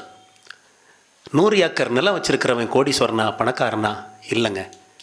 அரண்மனை மாதிரி பெரிய வீடு கட்டிருக்கிறவன் பணக்காரனா, கோடீஸ்வரனா? இல்லை. 10 கார் வச்சுருக்கிறவன் பணக்காரன் கோடீஸ்வரனா? இல்லைங்க. உண்மையான கோடீஸ்வரன் நோயே இல்லாதவன் தான் கோடீஸ்வரன். கடனே இல்லாதவன் லட்சாதிபதி. யார் உண்மையான பணக்காரன் அப்படின்னா, படுத்த உடனே யாருக்கு தூக்கம் வருதோ அவன் தாங்க பணக்காரன். ஏன்னா இன்னைக்கு இருக்கக்கூடிய காலகட்டத்தில் பெரியவர்களே, தூக்கம் வர்றதுக்காக அப்படின்னு சொல்லி ஒரு மாத்திரை போட வேண்டியிருக்கு. உண்மைதானா? அதே மாதிரி அதாவது ஒரு காலத்தில் சாதாரணமாக இருந்த விஷயங்கள்லாம் அன்னைக்கு அசாதாரணமாகி போச்சு. இன்னைக்கு கால மாற்றம். அப்போ மனுஷன் நோயினால் சுமைகளை தாங்க முடியாமல் கஷ்டப்பட்டுக்கிட்டு இருக்கான். புத்தர் ரொம்ப அழகாக ஒன்று சொன்னார். வாழ்க்கையில் நீ முன்னேறணும் அப்படின்னு முடிவு பண்ணிட்டேன்னா சோகம் எங்கக்கூடிய அந்த இது இருக்குல்ல, அதை அப்படியே தூக்கி வீசிரு முதல்ல அப்படின்னார். சோர்வு இதை அப்படியே தூக்கி வீசிரு. எல்லா நிலைகளும் இன்னைக்கு கஷ்டம் கஷ்டம் கஷ்டம். கல்வி முறை இன்னைக்கு எப்படி இருக்கு பாருங்க. இன்னைக்கு நம்ம ஊரில் இன்னைக்கு நம்ம இந்த காலகட்டத்தில் ஒரு விஷயம் என்ன தெரியுமா, என்ஜினியரிங் படிக்கிற வைக்கிறது ரொம்ப ஈஸி நம்ம நாட்டில். இன்னைக்கு எல்கேஜி படிக்க வைக்கிறது தான் உள்ளதுலே கஷ்டம். அதுக்கு தான் சிலபஸும் கூடுதல், ரொம்ப கஷ்டம். ஏன்னா என்ஜினியரிங் படிக்க வைக்கிறதுக்கு லோன் அரசாங்கம் கொடுக்குது. பேசாமல் எல்கேஜி படிக்க வைக்கிறதுக்கும் லோன் கொடுங்க ஐயா. என்ன அவ்வளவு பாடு, லட்சக்கணக்கான பணம் இன்னைக்கு செலவு பண்ணி பிள்ளைகளை இன்னைக்கு படிக்க வைக்கிறோம். அப்போ படிக்க வைக்கிறத சுமையாக எடுத்துக்கிட்டதுனால எவ்வளவு கஷ்டம். பிள்ளைக்கு லோன் வாங்கி படிக்க வைக்க வேண்டியிருக்கு.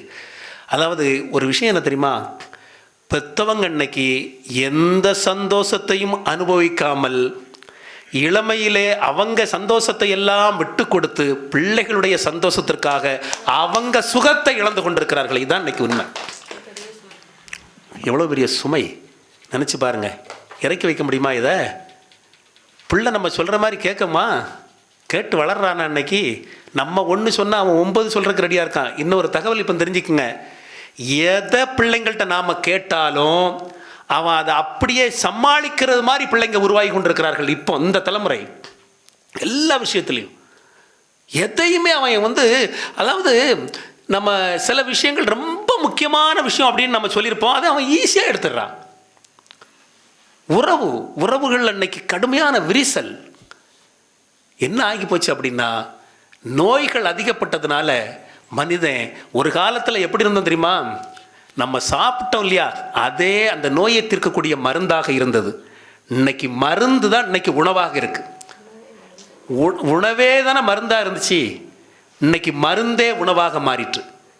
யாத்திரை மாத்திரையில் தான் முடிவு செய்யப்படுகிறது. ஞாபகத்தில் வச்சுக்கணும். கால மாற்றம்.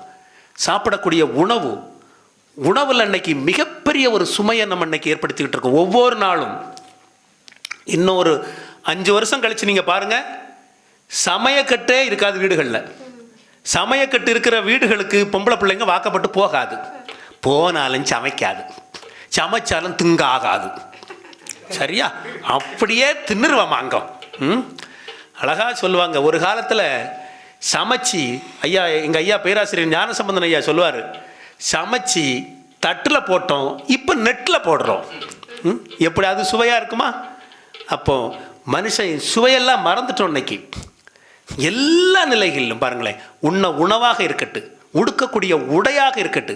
அன்னைக்கெல்லாம் ஒருத்தன் காலேஜுக்கு வர்றான், பேண்டை நீ இது எப்படிடா கலத்துவான்னு கேட்டேன். குடும்பத்தோடு கவர் மாட்டிக்கிட்டு இழுப்பேன் சார் அப்படின்னா. எப்படி ஆகிட்டு. ஒரு காலத்தில் கடையில் போய் துணியை எடுத்துட்டு கிழிச்சு தைச்சோம். இன்னைக்கு அங்கேருந்து வரும்போதே கிழிச்சியே தான் எடுத்துகிட்டு வர்றான். கிழிஞ்ச துணிக்கு ரேட்டு கூடுதலையா பாருங்க. துணியை கிழிச்சு அங்கங்கே போடுறதா தான் ஃபேஷன். அன்னைக்கெல்லாம் உங்கள் பக்கத்தில் ஒரு மண்டபத்தில் கல்யாண வீட்டுக்கு போயிருந்தேன். மாப்பிள்ளையை பார்த்த உடனே பொண்ணுக்கு அப்பா வாந்தி எடுக்கிறாரு. உண்மையிலே அவன் ஒரு கேர் கட்டிங் பண்ணியிருந்தான். கடவுளே, ஒரு உண்மையிலே இந்த தாடி, ஆட்டு தாடி கூட அது கூட கொஞ்சம் பரவாயில்லாமல் இருக்கும். இது அதை விட நாதஸ்வரம் வாசித்தது மாதிரியே இருக்குங்க. நாதஸ்வரம் இருக்கு இல்லையா, நாதஸ்வரம் இருந்தது மாதிரியே ஒரு தாடி. அதையே வாசிக்கலாம் இருக்கு 3 பேர் இருந்து. எப்படியெல்லாம் ஆகிவிட்டு பாருங்க. அப்போ என்ன ஆகி போச்சு அப்படின்னா, ஒரு காலத்தில் நாம் சுமையாக நினைத்தது இது எல்லாமே இன்னைக்கு பிள்ளைகளுக்கு சுகம்னு நினச்சி அப்படின்னு ஓடிக்கிட்டு இருக்காங்க. எல்லா நிலையிலும் மனிதர்கள் மாறிக்கொண்டே இருக்கிறார்கள். கஷ்டம். இஷ்டப்பட்டு செய்கிறதுமே கஷ்டம் தானேங்க. கஷ்டம் தானே படுறோம். அதனால தான் ஒரு திரைக்கவிஞன் கூட சொன்னான், சில நாள் இருந்தேன் கருவறையில், பல நாள் கிடந்தேன் சிறையறையில், அம்மா என்னை ஈன்றது அம்மாவாசையா, அதனால் பிறந்தது தொல்லையடா, ஆனால் என் மனம் வெள்ளையடா, பட்ட பாடு யாவுமே பாடம் தானடா, ஒரு பூந்தோட்டமா வாழ்க்கை இல்லை போராட்டமே வாழ்க்கை, ஒரு பூந்தோட்டமா வாழ்க்கை, இல்லை போராட்டமே வாழ்க்கை. வானத்தை பார்த்தேன், பூமியை பார்த்தேன், மனுஷனை இன்னும் பார்க்கலையே. அப்போ ஒவ்வொரு நிலையிலும் மனிதன் போராடி கொண்டிருக்கிறோம், சுமையை தாங்கி கொண்டிருக்கிறோம், வேறு வழி இல்லாமல் வாழ்ந்து கொண்டிருக்கிறோம். அதனால் வாழ்க்கை, இன்றைய வாழ்க்கை முறை மிகப்பெரிய சுமையே சுமையே சுமை அப்படின்னு தீர்ப்பு சொன்னா இவங்க 2 பேருக்கும் சந்தோஷமா இருக்கும். அப்புறமும் தொட்டால் பூமலரும் அவர் பாடினாரு, அந்த அம்மா ஆமா அவங்க வீட்டுக்காரரை நினைச்சு அப்படி ஒரு பாட்டு பாடினாங்க. காதலிக்கணுயா. முத்தாரமான் மீது தவழ்கின்றது, எனக்கு அதில் கொஞ்சம் இடமும் கொடு. தேருண்டு நீர் உண்டு திருமால் உண்டு, திருமகள் நெஞ்சில் தூயில் கொள்ளவா. உலகமெல்லாம் ஒரு நிலவு, இதயமெல்லாம் ஒரு நினைவு, என் வாழ்வில் ஆனந்தம் நீயே தேன்மல்லி பூவே பூந்தென்றல் காற்றே. இப்படி பாடணும், மனைவியை பார்த்து பாடணும். பள்ளிக்கூடத்தில் நடக்கிற பிரச்சனையெல்லாம் அங்கே கொண்டு போகக்கூடாது, சண்டை தான் வரும். ஒவ்வொரு நிமிஷமும் நம்ம அப்படி அப்டேட் ஆகிக்கிட்டே இருக்கணும். என்ன ஒரு சோகம்! கஷ்டப்படாமல் இருக்க கஷ்டப்படுங்கள். அற்புதமான ஒரு பழமொழி. வெற்றி என்பது தானாக வருவதில்லை, வெற்றி என்பது தானாக வருவதில்லை, அது வியர்வை துளியின் விளைச்சல் அப்படின்னாங்க. ஏன் கொரோனாவில் நம்ம என்ன பாடுபட்டோம், எவ்வளவு கஷ்டப்பட்டோம் நினைச்சு பாருங்க. இந்த கொரோனா காலகட்டத்தில் நம்ம பிள்ளைங்க படித்தாங்க, ஆன்லைன் வகுப்பு இருந்துச்சு, அது வேற. அந்த ஆன்லைன் வகுப்பு அது எவ்வளோ பெரிய கஷ்டமாக இருந்தாலும் அது வேற ஒரு கட்டமைப்போடு பல குடும்பங்கள் ஆரோக்கியமாக வாழ்ந்தது இந்த கொரோனா காலத்தில். கல்வி முறை பிள்ளைகளுக்கு இருந்துச்சு.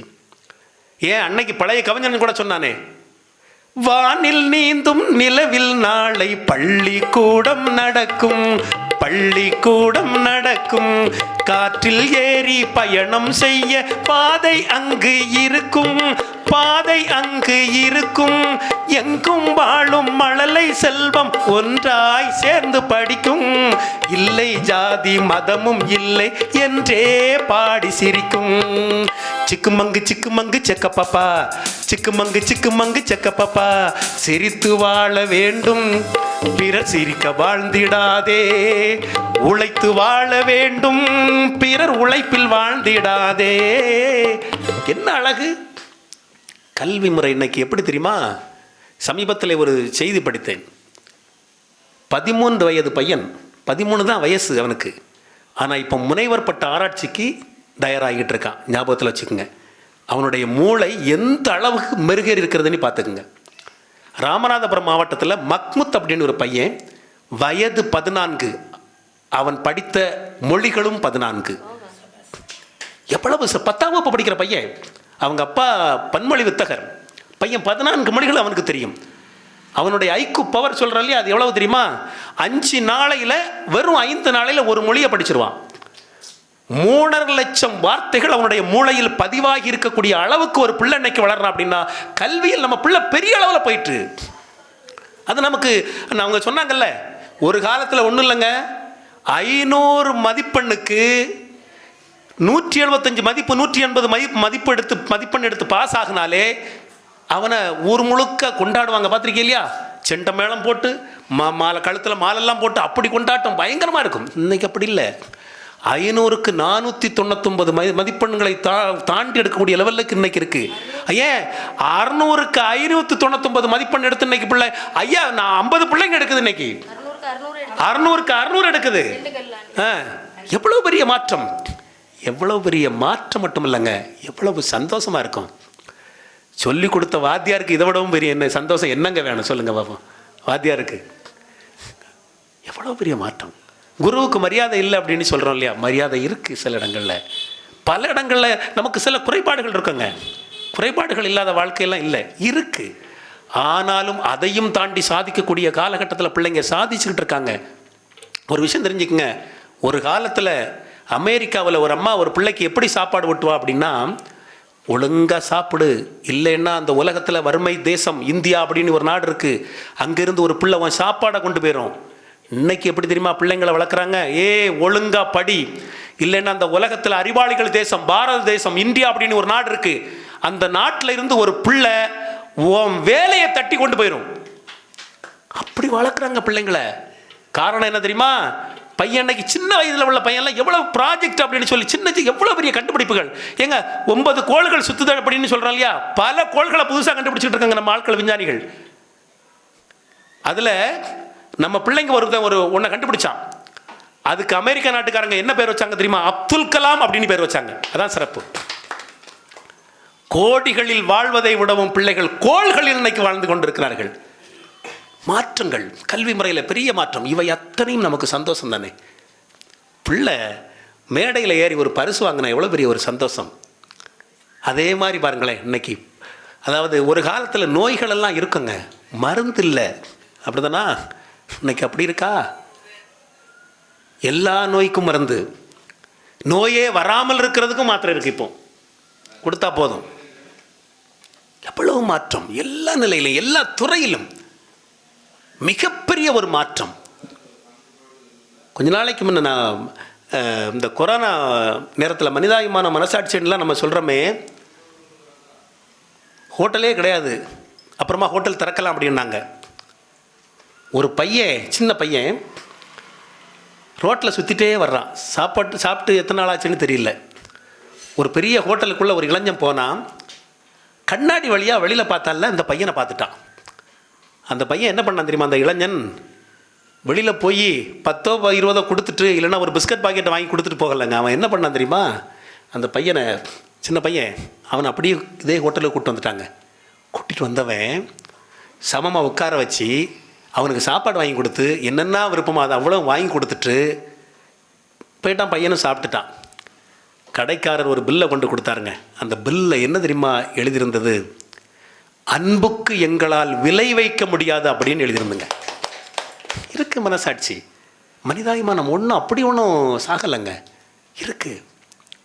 ரொம்ப நாளைக்கு முன்ன, அதாவது நம்ம 2ஆம் உலகப்போர் இருக்கு பாருங்க, உலகப்போரில் ஒரு நிறைய பெரிய மாற்றங்கள் ஆகி போச்சு, நிறைய உயிர்கள் போயிடுச்சு. உடலற்ற உயிர்களை தகனம் செய்வதற்காக நிறைய பேர் அவங்கவங்க சொந்தக்காரங்க உடலை அப்படி எடுத்து வச்சுட்டு கீழே வச்சுட்டு அப்படி நிற்கிறாங்க, வரிசையில் நிற்கிறாங்க. ஒரு சின்ன பையன், அவன் தம்பி இறந்து போயிட்டான், அந்த உயிரற்ற உடலை சுமந்துக்கிட்டு இருக்கான்.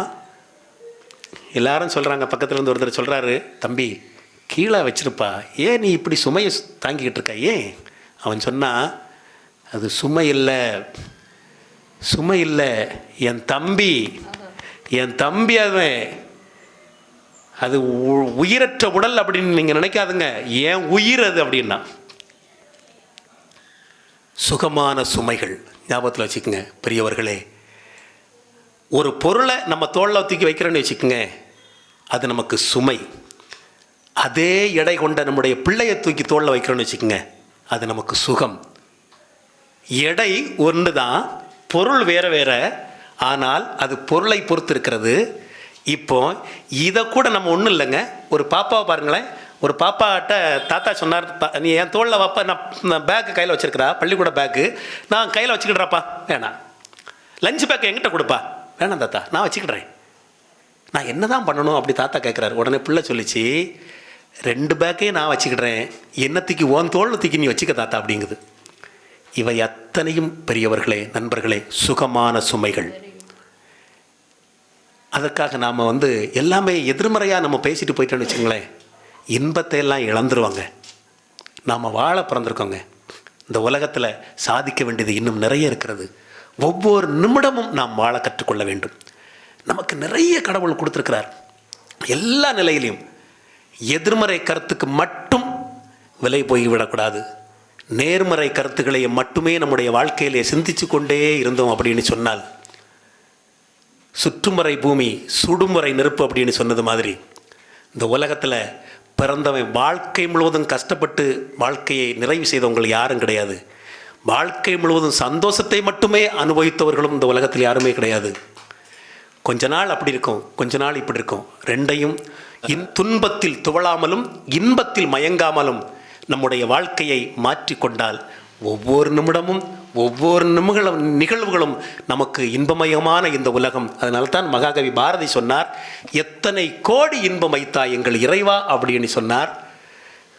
எங்கெங்கு காண்கினும் சக்தியடா 7 கடல் அவள் வண்ணமடா அப்படின்னார். காக்கை சிறகிரிலே நந்தலாலா உந்தன் கரிய நிறம் தோன்றுதடா நந்தலாலா அப்படின்னார். தீக்குள் கையை வைத்தால் கூட உன்னை தீண்டும் இன்பம் தோன்றுதடா நந்தலாலா அப்படின்னு மகாகவி பாரதி சொன்னார். நம்பிக்கை வைப்பதுதான் பெருசு, நம்பினார் கெடுவதில்லை 4 முறை தீர்ப்பு என்று அவரே சொன்னார். அவர் படாத கஷ்டமா? அதனால் பெரியவர்களே, அன்பு நேயர்களே, இந்த உலகத்திலே கஷ்டங்கள் இருந்தாலும் அதை இஷ்டப்பட்டு செய்கிற பொழுது எந்த நஷ்டமும் நமக்கு வரப்போவதில்லை. மனதால் உணர்வால் நாம் எப்பொழுதுமே நமக்கு பிரச்சனைகள் இருந்தாலும் அது சுமை அல்ல, அதை சுவையாக சுவை என்று சொல்வது போல அதை சுகமாக நாம் மாற்ற வேண்டும். சுமையாக இருந்தாலும் கூட அதை சுகமாக மாற்றுவதற்கு நம்மை நாம் தயார்படுத்திக் கொள்ள வேண்டும். அதனால் இன்றைய வாழ்க்கை முறை சுமை அல்ல, அது சுகமே சுகமே என்று சொல்லி நிறைவான தீர்ப்பை சொல்லி நிறைவு செய்கின்றேன். அன்பு வணக்கம். ஐயா உண்டு.